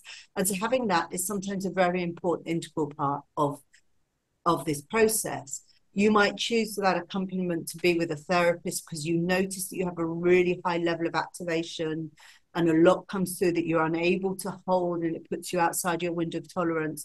That would be when you would want to look for a therapist. But I have other people that, and it was one thing I talk at the beginning of the book, is find somebody or a group of people where you can work with this together and you can share and you can have coffee together or, you know, whatever it is that, you know, would be your place of meeting and share and go through the process together. That's another way of having that accompaniment. You know, and then any groups where what you're learning out of this you could bring into, you know, you might be in a men's group or a self-help group or, you know, a yoga class, which is a really open kind of sharing type space. That's also a really great space to bring your learning to, and that will support you in the process. Human contact. Hmm? Human contact. Exactly. And I'm just going to answer one more question, if that's okay, that Brian's asked about the neurodivergence. It says, can this hypersensitivity be undone through brain spotting, or do we think it's something we have to live with for life? I think the negative aspect of it, meaning the pain that it causes, we can release through the brain spotting. And then what happens is we find that this is a gift. I mean, I can do what I do with people because of my hypersensitivity, but I don't have it doesn't knock my nervous system out of balance any longer, which is the difficult part of it. So I believe that my hypersensitivity has become a great gift that I choose to share with people to bring more joy and happiness into the world. You know, Ruth, I wrote something down because somebody said something about sensitivity. And what I wrote down was people used to tell me all the time I was too sensitive. And I used to think in my mind, I don't know if I'm too sensitive. I kind of think you're too insensitive. One is never sensitive enough. It can't be too much. Yeah. It's like toilet paper. You never have enough. Okay. Victor, lovely for you to come back and join us again. Thank you. Yeah, we just finished a camp, a 5-day camp called the Spirit of Music. And I started this camp just to have the freedom to talk about what we wanted to talk about without negative judgment or fear. And of course, it all surrounding music, but healing with music, the struggles, the baggage we carry just to play a song. And so it just ended, and it's so even for us instructors, it's so helpful. We feel like students because we get so much from it. So thanks for letting me come back in. Thank you. I just is there anything else that you would like to add, Victor, that you've been reflecting on in this little while? And I'm just going to just check through and see if there are any other questions that we need to attend to. Sure. I think one of the biggest problems that many of us have is we just think we're not enough for some reason. We think that who we are is not enough for whatever situation we're in, whatever relationship we're in, or whatever. But you are enough, and you are fine exactly as you are, exactly where you are. And I mentioned earlier about a fingerprint that we have that no one else in the history of humans, past, present, or future have or will have.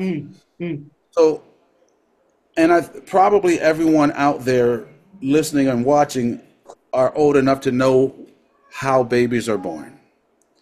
Yeah. But the thought is that when we were born, that was a moment in time that can't be measured. We don't know where we came from, how we got there, when our spirit arrived, how our heart started beating. Doctors only know what happens after we're born.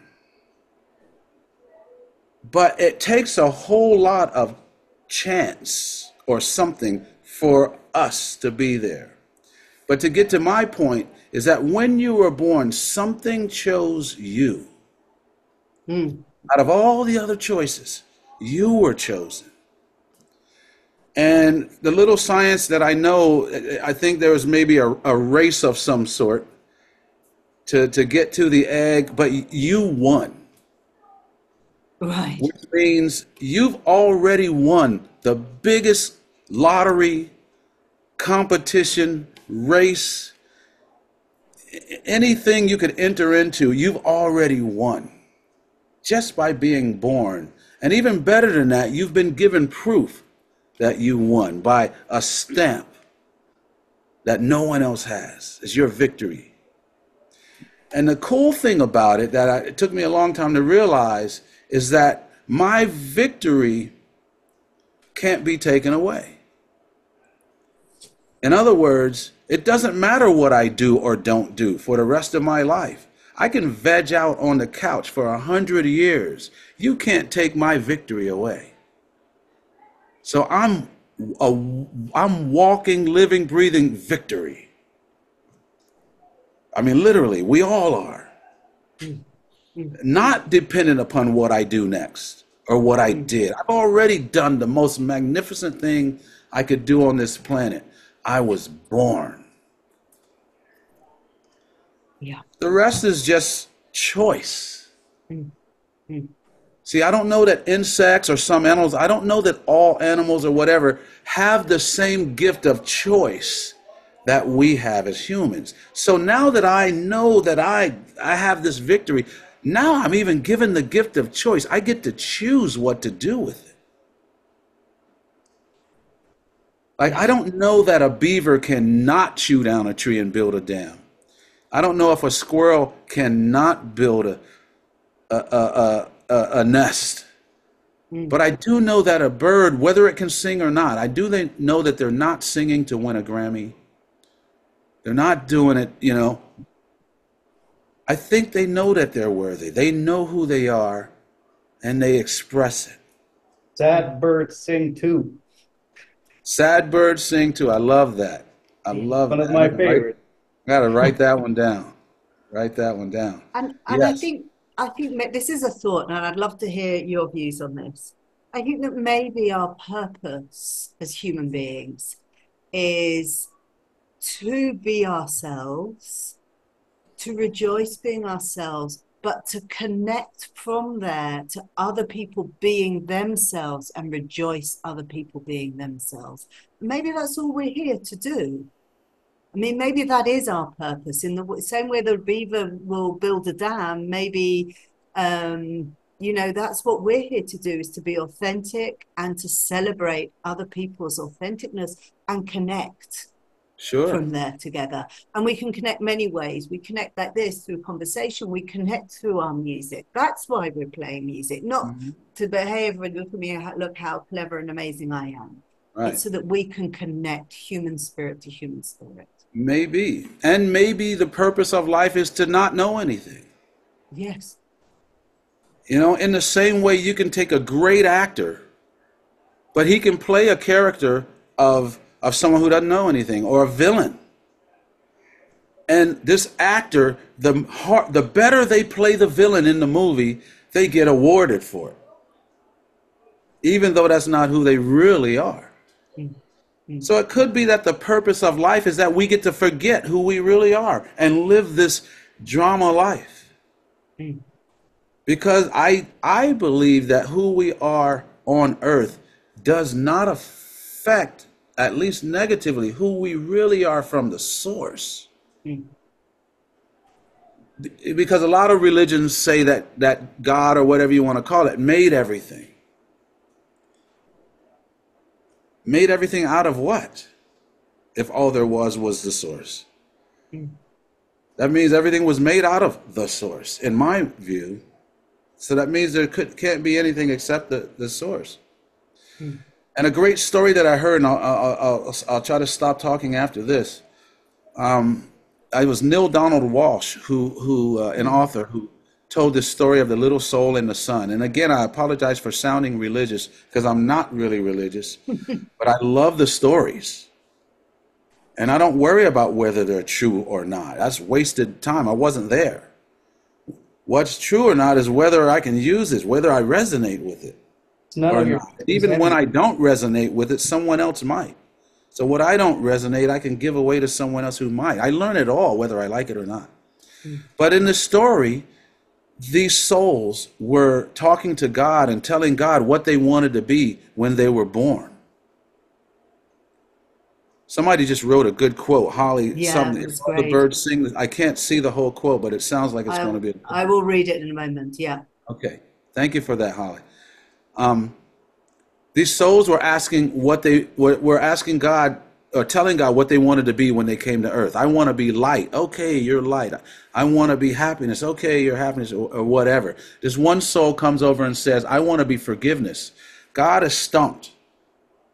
He says everything on earth is perfect. There's nothing to forgive. But this soul says, that's what I want to be. That's what I want to be, forgiveness. And another soul comes over and says, I have an idea. I'll be born with you, and I will be your villain. And I will do horrible things to you, and then you can forgive me. So the first soul says, really? You would do that for me? And the other soul says, yes, I love you that much. But the soul says, but for me to do that, for me to do horrible things to you, I will have to forget who I really am. So I'm going to need you to remember. Because if you forget also, and I forget, then God will have to send someone else down to remind us both. And Ruth, that has freed me up a whole lot.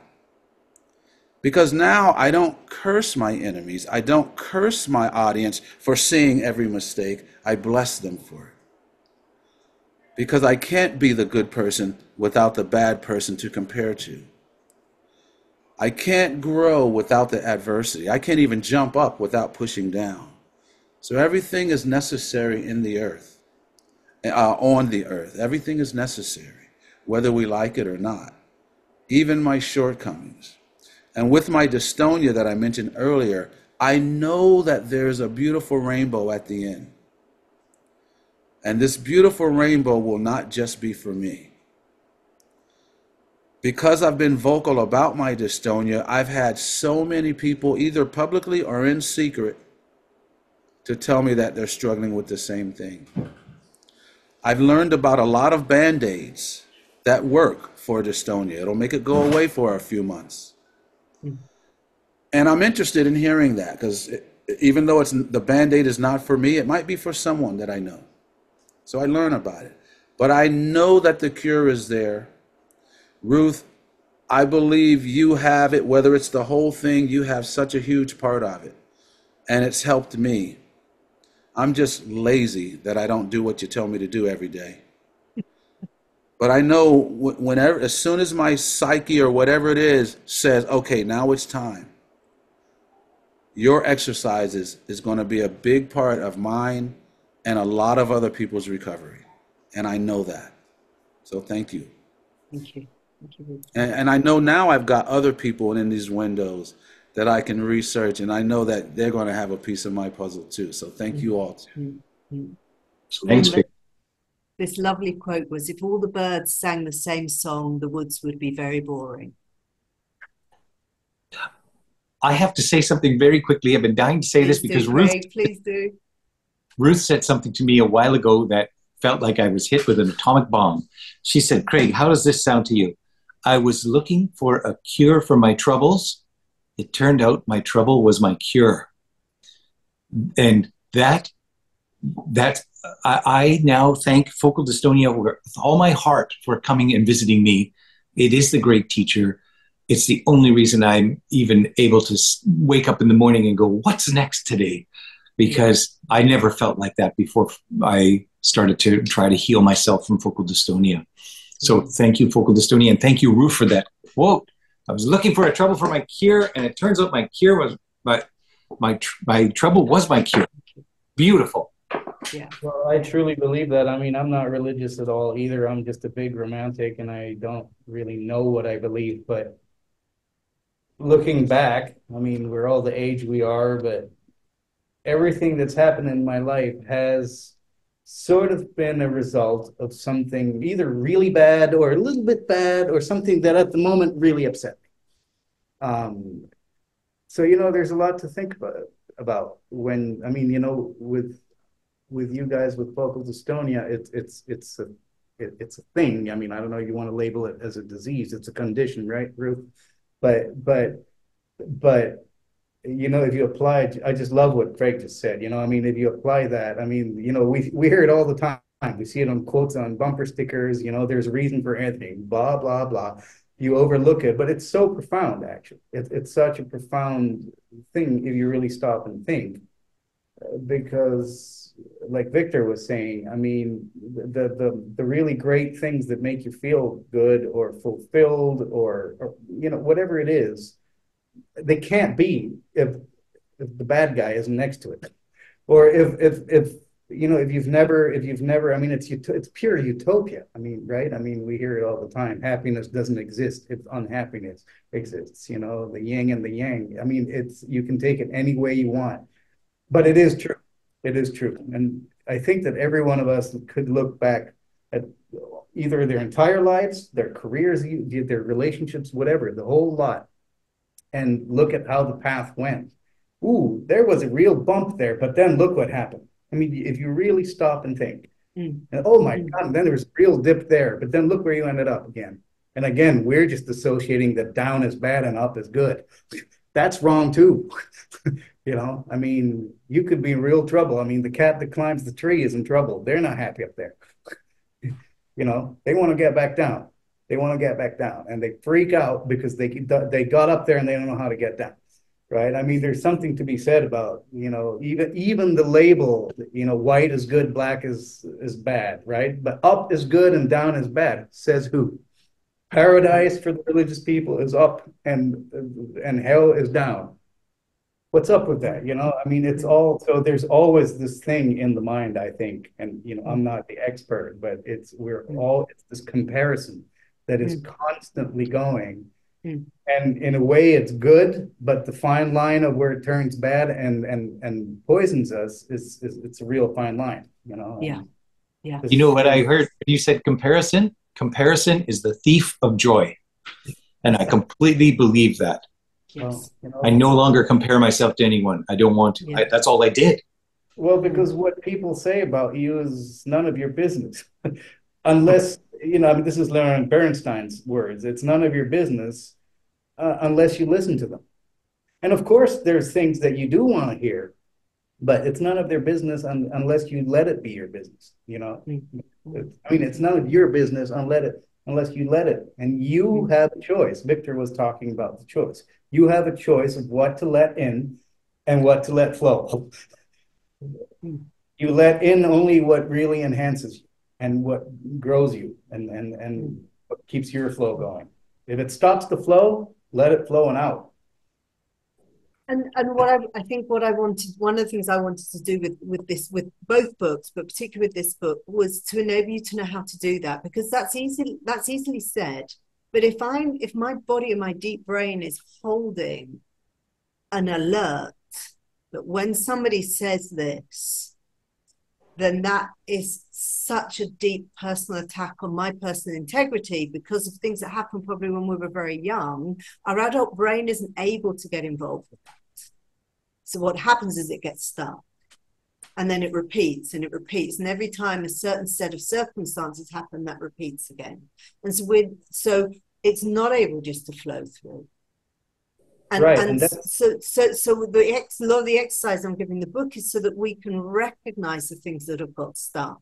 And we have a tool called Brainspotting so that the brain can rewire and those things can flow in, flow out. Similarly, that Craig talked about with his experience when somebody said to you, "You're the weak link in the band." Well, before we started doing Brainspotting, Craig, that would have really knocked you off balance, and that would have stayed with you for a long time before you could get back to balance, right? And now, because of what we've done, that kind of hook in your brain isn't there any longer.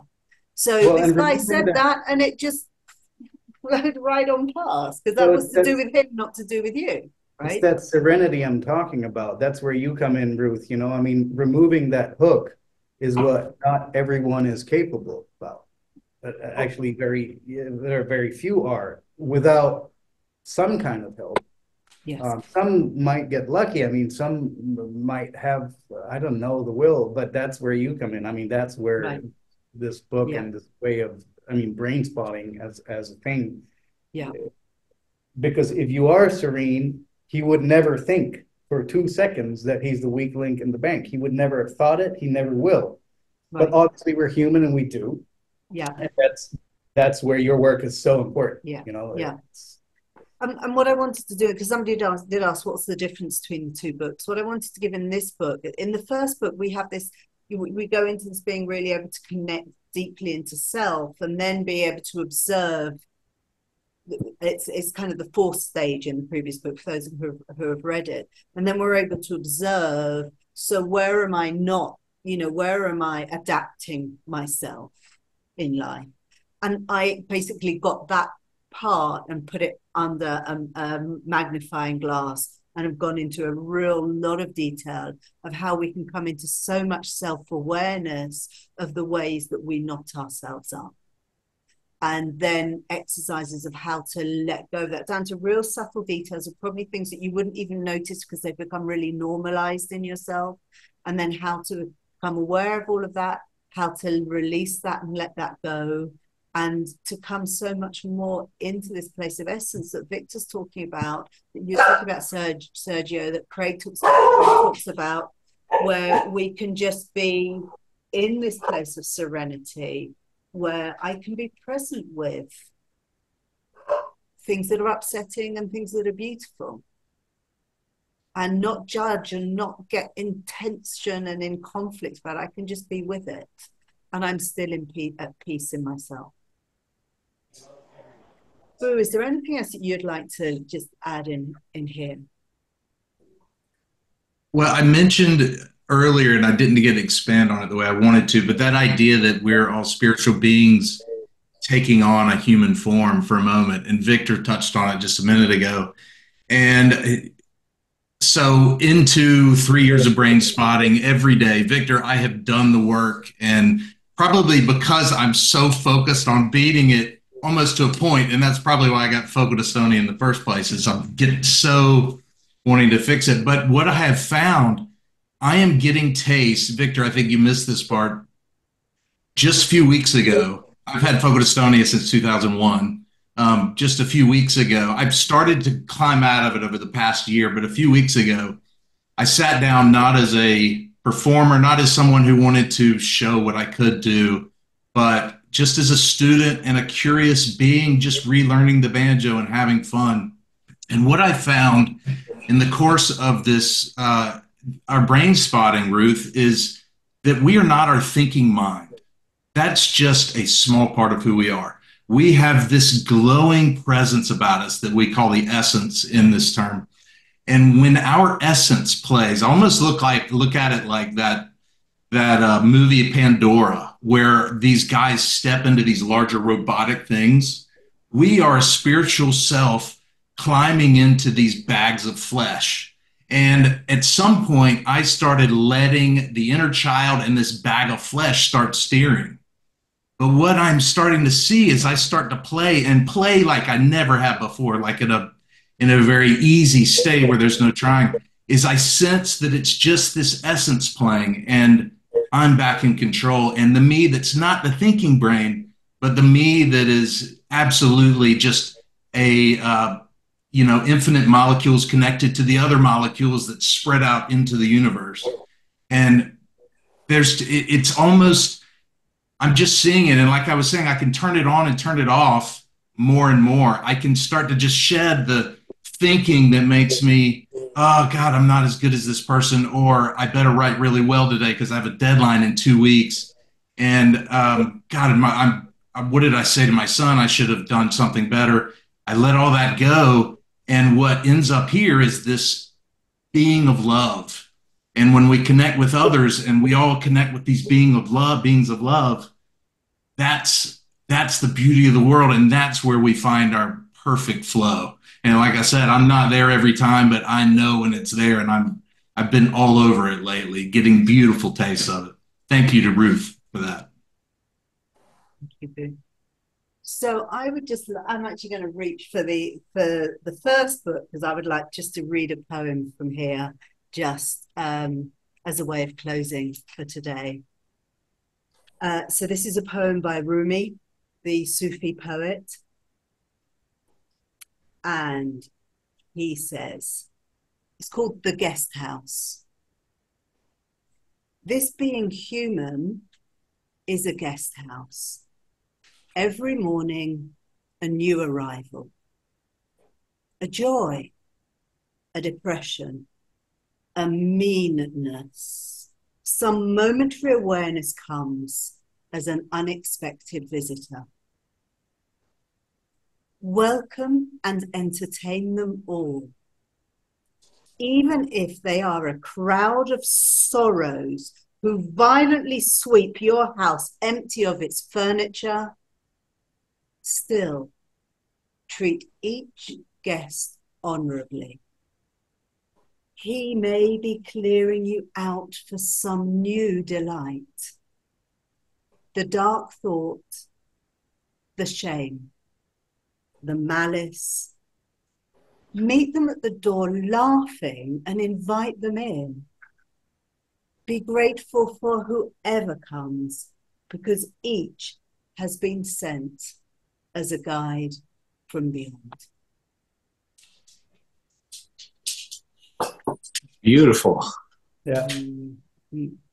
So I want to thank, I'm going to just say the names as I have them on the screen here. Korth, thank you very much for being here, sharing your experience and your wisdom. Sergio Pallotelli, thank you so much as well for being here and sharing all your amazing experience and your wonderful heart. Boo Walker, thank you as well for all the support that you give me. This book would not be here without you. You've given me so much encouragement. You've given me so much practical support as well and advice, and enormously grateful to you. And I am so looking forward to getting to the end of An Echo in Time. Wonderful page turner. And Victor, thank you so much for finding the time. I know how busy your schedule has been this week, how crazy you had with your camp the last day today. And so I'm so grateful that you have found the time to spend with us and share your amazing inspiration and worldview. Thank you. I'm honored. And thank you for your time too. And I'd like to thank everyone who's been here with us today, who shared, who have asked questions, who has just shared this experience with us. It's been beautiful. Thank you, all. you, Ruth. Thank you. For the humans that you all are. Very inspiring and heart-filling. Thank you very much. Thank you all. Thank you so much, Ruth. What a pleasure. Thank you.